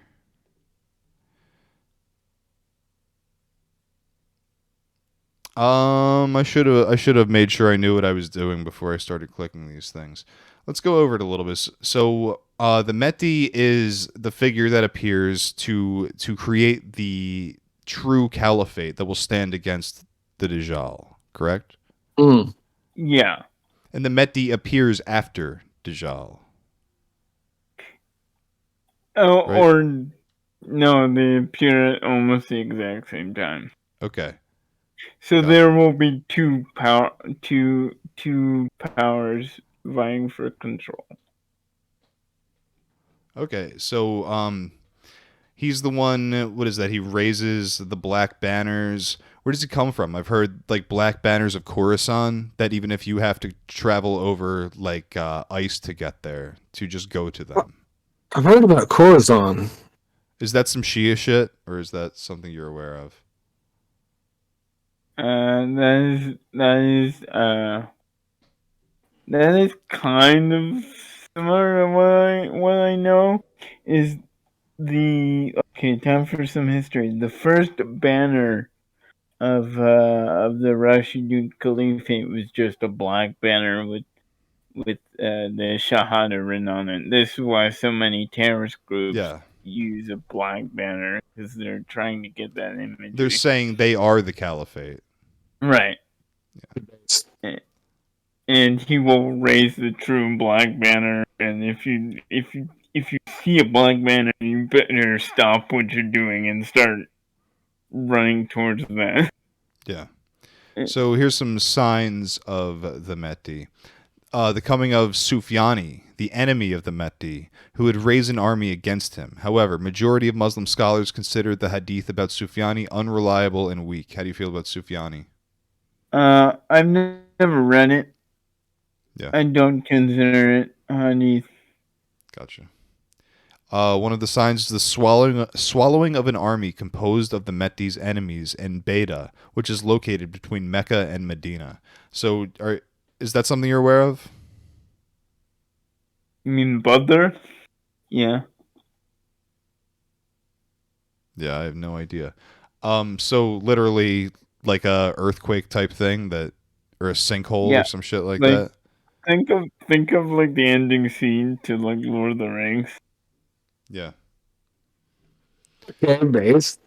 And so they're saying that the Mehdi will rule for 7, 9, or 19 years. So this is after Jesus establishes a peaceful kingdom? Does the Mehdi rule before Jesus? Because I know Jesus supposedly lives another 40 years. How does that work? So when the Antichrist is establishing his kingdom, at the same time the Mahdi is scrambling to establish the caliphate. So he will have his kingdom for several years while the Dajjal is mustering his forces. It's a long tail and long power struggle. So they're saying that span where he is ruler, that is just of the caliphate. That is not of the new kingdom. Yeah. He's there to bring people into Islam, and he will not come with war like Islam will come with. He'll be able to like see into your soul, and you'll instantly be converted. Good deal. All right, let's go over some Jesus stuff. In Islam, Jesus is considered to be a messenger of God and the Messiah, who was sent to guide the Israelites with a new scripture, the Gospels. The belief in Jesus and all other messengers of God is required in Islam, and a requirement of being a Muslim. However, Muslims do not recognize Jesus as the Son of God, as they believe God has no equals, but instead as a prophet. The Quran states that Jesus was born of the Virgin Mary. Muslims believe that Jesus performed all the miracles in the Gospels, but do not believe that Jesus was crucified. The pertinent verses reads, "And for their saying, indeed, we have killed the Messiah, Jesus, the son of Mary, the messenger of Allah. And they did not kill him, nor did they crucify him, but another was made to resemble him to them. And indeed, those who differ over it are in doubt about it. They have no knowledge of it except the following of assumption. And they did not kill him, for certain." Continues, "Rather, Allah raised him to himself. And ever is Allah exalted and mighty and wise." The Quran refers to a conversation between Jesus and God on Judgment Day. Jesus is questioned, "Did you ever ask the people to worship you and your mother as gods besides Allah?" To which Jesus replies, "I never told them anything except what you ordered me to say. Worship Allah, my Lord and your Lord. And I was witness over them as long as I remained among them." So this is a little bit of background about Jesus' place in the Quran. Yes. Oh. What? Matt, are you there? Are you alive? I just thought that was interesting. Yeah, that's wow. Ooh. Man. So some hadiths foretell Jesus' future return. The hour will not be established until the Son of Mary descends amongst you as a just ruler. He will break the cross, kill the pigs, and abolish the jizya. Money will be in abundance so that nobody will accept it as charitable gifts. That's a beautiful thing to me. That's something I talk about all the time, is that how our society manufactures scarcity just so that they can jack up prices and make a killing. And it's like, right. I don't like it. I want to see the world where that's not a thing. You some kind of anti-money guy, Yakov? Yeah. I mean, ultimately, that's the point. Ultimately, no, that's gay. You're gay for says the guy with no fucking money. Whatever, dude. I don't want to talk shit. I don't have money either. I'm not really talking shit. I'm just stating facts. Matt the Marxist is back. Oh, yeah, you saw that thing I posted on Facebook. Yeah, I know. According to Islamic tradition, Jesus' descent will be in the midst of wars fought by the Mehdi, known in Islamic eschatology as the Redeemer of Islam against the Dajjal. Jesus will descend at the point of a white arcade east of Damascus, dressed in saffron robes. He will join the Mehdi in his war against the Dajjal. Jesus, considered in Islam as a Muslim, one who submits to God, and one of God's messengers, will abide by the Islamic teachings. Eventually, Jesus will slay the Antichrist Dajjal, and then everyone from the people of the book will believe in him. Thus, there will be one community, that of Islam. And that's a very... it's an important take that when Jesus comes back, it's not like he's going to come and institute a new religion. He's going to say that you already had the perfect religion. And that's what you get. So after the death of the Mehdi, Jesus will assume leadership. This is a time associated in Islamic narrative with universal peace and justice. Islamic texts also allude to the appearance of Yajuj and Majuj, Gog and Magog, ancient tribes that will disperse and cause disturbance on earth. God, in response to Jesus' prayers, will kill them by sending a type of worm in the napes of their necks. Jesus' rule is said to be around 40 years, after which he will die. According to Islam, Jesus did not die on the cross, but was taken up to heaven and continues to live until his return in the second coming. Muslims will then perform the Salat al-Janazah, the funeral prayer for him, and bury him in the city of Medina, in a grave left vacant beside Muhammad. One question I have here. So now you have the God's kingdom coming to earth. Jesus is the just ruler, but Jesus is not immortal yet. People are not immortal. Jesus dies and the kingdom continues. How long does this continue? Because I think there is a notion of a new heaven and a new earth, just like there is in the Bible, right, Maud? No, the kingdom of God has established, but only to bring the majority of... It's all about saving souls. So the greater evil has been defeated. So Jesus' job is done, and he can retire, and the world will go on living until at the very end, where people fall into sin again, and there will be no saints and no mention of God, and that's when God will pour his wrath on the earth, and the seas will boil, and fire and brimstone will rain down from heaven.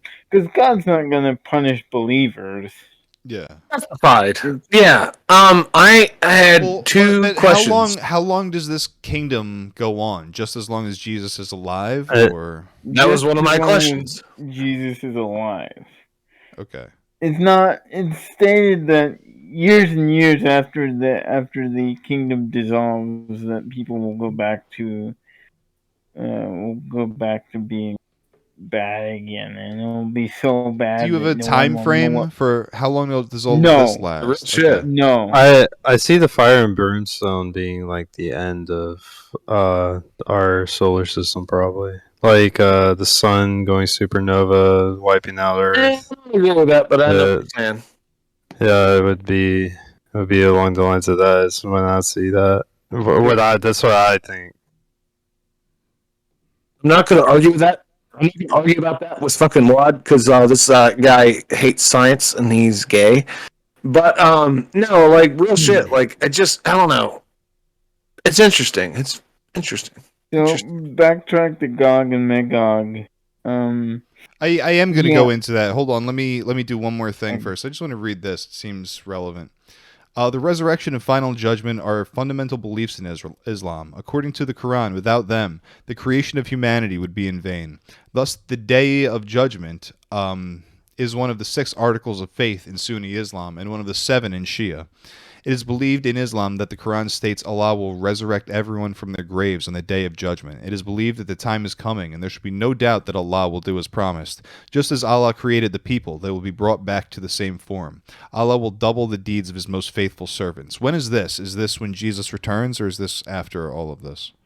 This is after the everything on Earth has been destroyed, and the Earth is renewed in a new shape, and we're all brought to Judgment Day will take place on the new Earth, just like Christianity says. Okay. So we got some major events here I want to go over. Before Doomsday, an Abyssinian with short legs will attack Mecca and destroy the Kaaba. Another sign is the appearance of the beast of the earth. The entire world will be engulfed by Dukhan or smoke for 40 days, and there will be 3 huge earthquakes. The Quran will be taken to heaven, and even the Hufaz will not recall its verses. Finally, a pleasant breeze will blow that shall cause all believers to die, but infidels and sinners will remain alive. A fire will start from Yemen that will gather all the people of the world in the land of the Mashar, and Al-Qiyamah will commence. I don't know what any of that means. Al-Qiyamah means the judgment day. Okay, gotcha. So the beast of the earth that's referenced here, I find that very interesting. It almost seems like an actual monster that will come forth. There's like even images of it, like with different, like a chimera. Okay, is it akin to the beast of Revelation, or is that a different thing? It's the same exact thing. It will mark believers as believers, and will mark the unbelievers as unbelievers. Same with the mark of the beast in 666. It's the same story. So, Muad'Dib, is it going to be as frightening as people think? More frightening. It will be incredibly frightening. So, will it be? So this beast of the earth, is this connected in any way? Be more frightening than people think. I'm genuinely curious. Behemoth and Leviathan, like the behemoth was the beast of the land, whereas the Leviathan was the beast of the sea. Is there any connection to that? Sir. It's called the beast of the earth. According to Jewish scripture, Leviathan was the serpent that coiled around the earth. Yeah. And we don't have any actual references to it, but it's stated in Islamic lore that Isa alayhi salam will do away with any corrupting or evil force like Leviathan and like Behemoth, because they represent the earth and the sea. Yeah. So only God can strike them down. Only a person of God can strike them down. 'Cause Now there's that's no You neat. forces. you don't think there's necessarily a connection between like Behemoth and the Beast of the Land? No, Okay.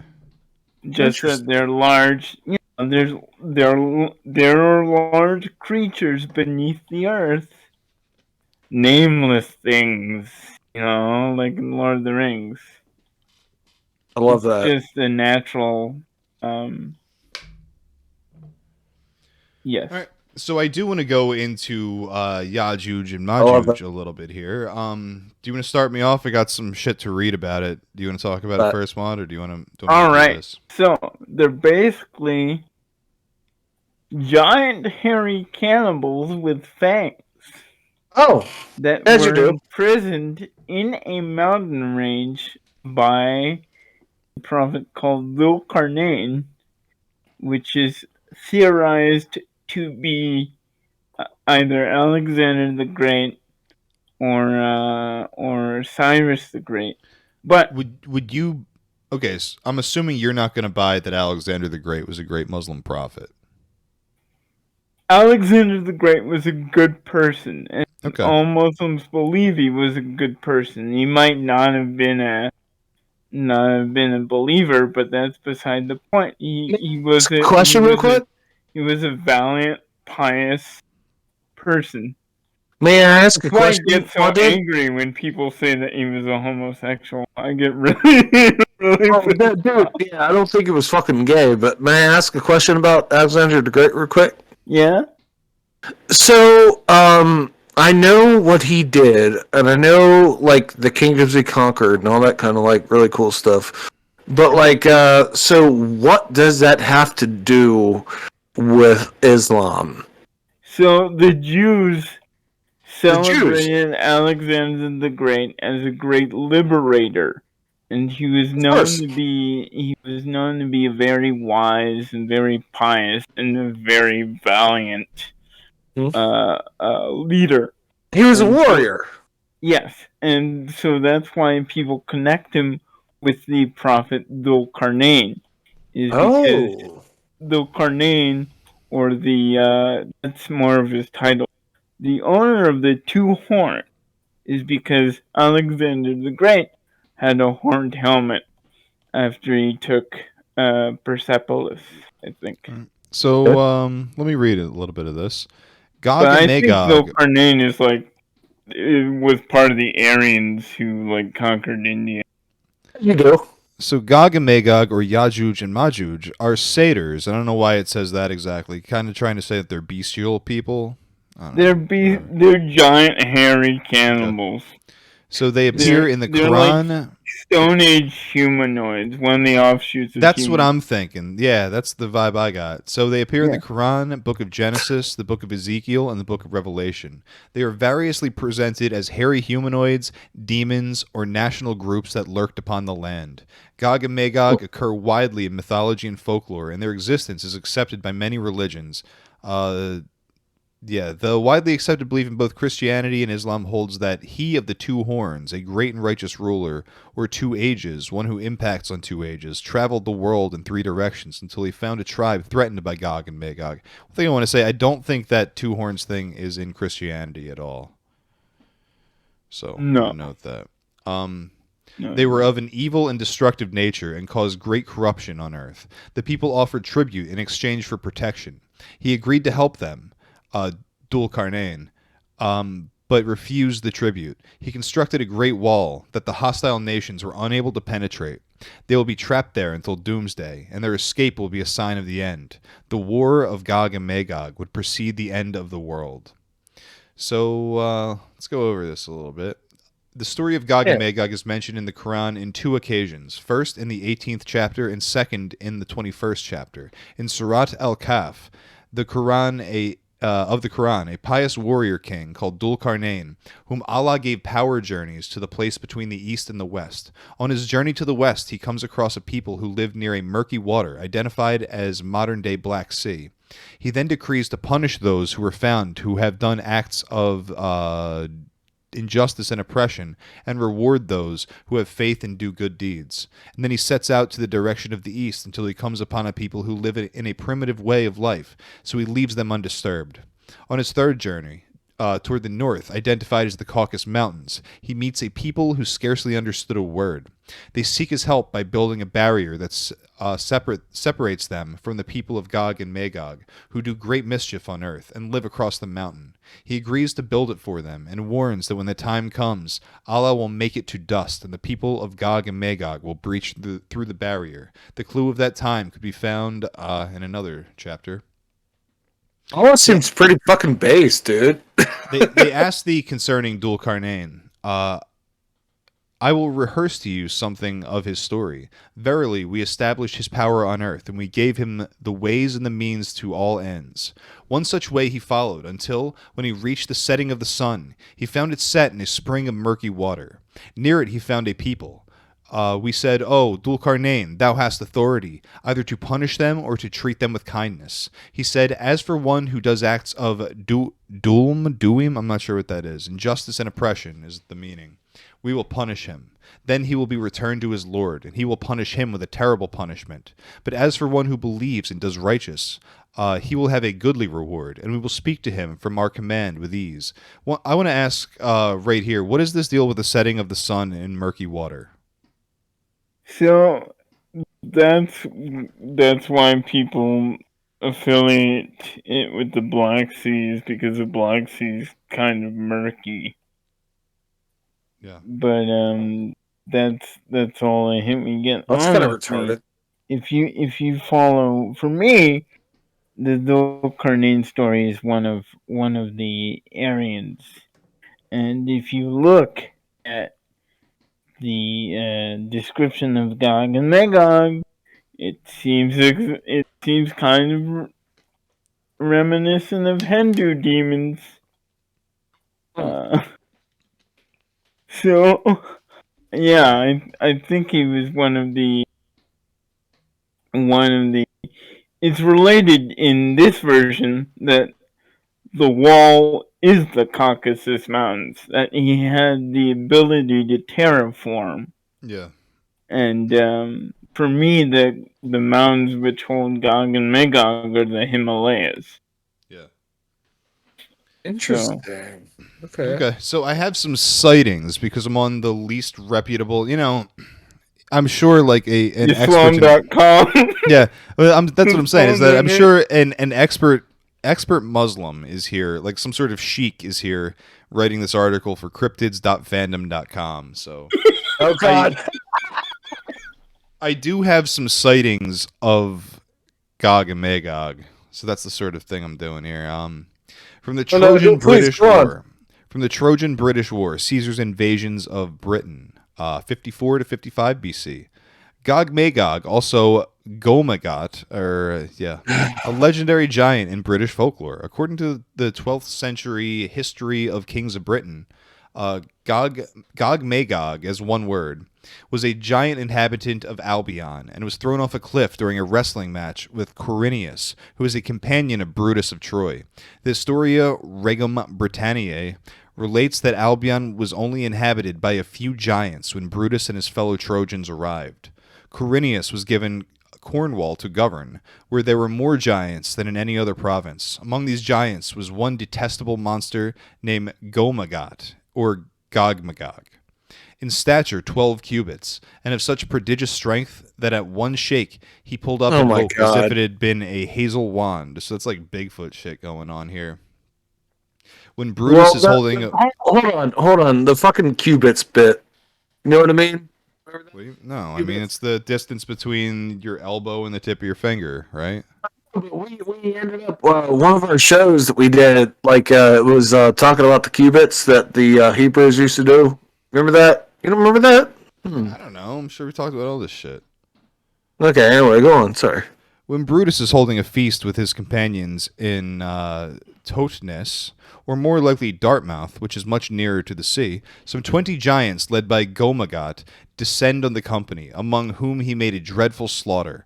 At last the giants were routed and slain, except for Gomagot, who is captured so that Quirinius can wrestle with him. The giant breaks 3 of Quirinius's ribs, which so enrages him that he ran with him as fast as the weight would allow him to the next shore, and getting upon the top of a high rock, hurled down the savage monster into the sea, where falling on the sides of craggy rocks he was torn to pieces. The place where he fell is called Lam Gomagot, that is, Gomagot's Leap to this day. Extremely based. Here's a sighting from the Solomon Islands, World War II, 1940s. The Solomon Islands are an island chain east of Papua New Guinea that is comprised of nearly 1,000 individuals. These islands experienced some of the fiercest fighting in World War II and are most famous for the bloody battle of, I'm not even going to try to say that, some battle.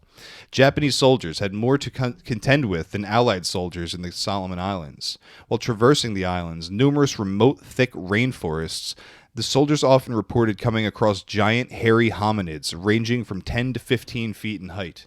In many instances, these were not fleeting glimpses of the creature either, as some units reported the giants as being quite aggressive and even attacking on occasion. Indeed, the Solomon Islands have a long history of mysterious giants, and the local people are well aware of them. There is a rich tradition of folklore, as well as sightings and footprint evidence of giant hairy hominids on the islands that continue right up to the present day. These creatures are described as being commonly around 10 feet tall, but as large as 15 feet tall. They are said to be covered in long, brown, reddish hair, with prominent brows, flat noses, and wide mouths. So I don't actually know what that fucking had to do with Gog and Magog at all. I don't either, but I like it. Papua New Guinea. Yeah, it's a cool story. It's a fucking legit story. Yeah. So let's go through some of the identifications of Gog and Magog as, oh my god, as a people. I can argue with the fucking boys.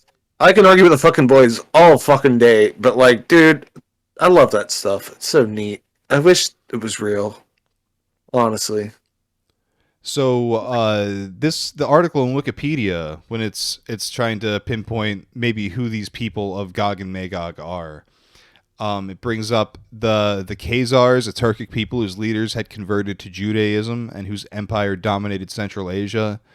It talks about the Mongols. Possibly the Mongols were way later, right?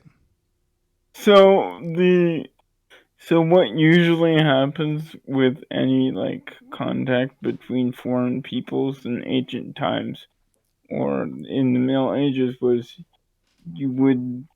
people would look so strange to you that you would attribute a monstrous identity to them. Yeah. Like, I'm pretty sure the Romans would constantly say, "Oh, there's giants in Britain," because the Romans were, to be honest, very short compared to Northern Europeans. Direct, I don't agree with that whatsoever. I've never heard that. To Northern Europeans at the time, so they would seem more gigantic and more mysterious. The further north you would go, the taller the people would get, right? And no, what? When the Varangians, when Muslims had contact with the Vikings because of the slave trade, they called the Vikings Gog and Magog. Because compared to the Arab inhabitants at the time, they were huge. 6'2" at most for average. Yeah. No, at least 10 feet. God. We really fucking... Okay, alright. Yeah. Go on. Let's talk about the Gates of Alexander. The Gates of Alexander was a legendary barrier supposedly built by Alexander the Great in the Caucasus to keep the uncivilized barbarians of the north, typically associated with Gog and Magog, from invading the land to the south. The gates were a popular subject in medieval travel literature, starting with the Alexander Romance, in a version from perhaps the 7th century. So that 7th century date, that would be contemporary, basically, with the foundation of Islam, right? Yes. Okay. You're talking about the fucking what's it called? The mountain fort. So the wall, also known as the Caspian Gates, has been identified with 2 locations: the pass of Derbent, Russia, or with the Pass of Dariel, a gorge forming a pass between Russia and Georgia, with the Caspian Sea to the east. Tradition also connects it to the Great Wall of Gorgon on its southeastern shore. So, well, we're talking about the east. My bad. I thought you were talking about the west. My bad. Sorry. Yeah, so this is reports of Alexander the Great doing much the same thing, with the earliest mentions being around the same time that Muhammad would be saying it. And you could take that a lot of ways. You can take that as confirmation, or you could take that as like lifting. So does it make Muad'Dib right? I don't know, bro. Fuck you, Muad'Dib. Fuck. Oh, son of a bitch. All right. So let's watch a couple happy videos to take us out here. Now that we've finished, let's do that. We're going streaming a little. I got some videos. I got some proofs. Proofs of Islam. Check this video out. Here we are at the Kaaba. You're worshiping. Be worshiping. Allahu Akbar. Look at a kitty. Kitty walks up. Aww. Kitty walks up and gives a hug to the Kaaba. He loves that Kaaba. That kitty is a big fan of the Kaaba. Inshallah, the kitty will worship Allah. Is that a normal thing, Mud? Yes, there's lots of cats. That's very cool. Around Saudi That's actually one of the only Plenty things of I actually know birds about. around Like, the cats Kaaba. love Islam. We all love Islam. Well, yeah, same. Look at that. It's beautiful.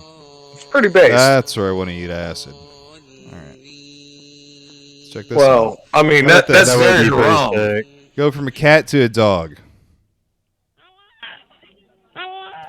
Truly, this is a miracle of Allah. He cries out in the name of his creator, this little good doggy. I love him. Look at him go. What's he doing? He's just saying Allah. He's crying out to his creator because he loves him and appreciates the life that he has. Based. Or maybe he's a sentient human that realizes that he's now a dog. He's a jinn. And he's calling out to Allah like, help me. Why have you let Samsara take It's me? one of Muad'Dib's past lives, and he's just saying, I love Allah. It's great. Good. Let's keep stuff. this rolling. I still got the Basketball And then Friday on the sale other side going. of the spectrum, you will see a puppy shouting "Hail Hitler," Yeah. and that So- was Matt. I want to let everybody know to go. I didn't say it. I Go was to- a good boy. Go to yakovalive.com, hit that merch tab, go to Yakov's store. Basketball Friday sale. Use promo code basketball at checkout to receive 13% off. Yeah, shoot a basketball, get 13% off. It's great. Right. Matt, and talk to the people. If you could actually find me on Facebook, that'd be really cool. Other than that, don't care. Didn't ask. Bye. I also wanted to mention that if you want to support me, which I would greatly appreciate and need dearly, goddamn, patreon.com/yakovalive. What? You can find me on Twitter at FremenJihadi. And go to cbdx.com, Blackberry97. Yeah. Hey, where is Baron? Is he okay? Like, what's going on with Baron? He's in chat. He's I've seen him in he's chat. around. And he He's said this is like Dragon Ball. I want Z Baron to boy. come out here. Like, I miss him. Flame. Oh, I miss that Flame. guy. Flame. Flame Upon Herb on Twitter, Noble Raider on Instagram, and Lunatic Shaman on TikTok. And check out this shirt. This is Skinwalker Gang. Cool. Get your Holy shirt. shit. Get your shirt at Redbubble. I want everyone to get this shirt so Drop a was- link in you chat. can flex. Drop a link in chat. Yeah, drop a link. And pull Baron in. He's in So there. I actually Baron. we're gonna go on stream in a little bit. Yeah. So I want to mention that I had more content. I had a lot more than I actually needed. So next week we're gonna go over some gin. So we're gonna do a little bit more of this. So with that, I'm gonna end the recording. Go on streaming for the live audience. Thank you very much. I love you.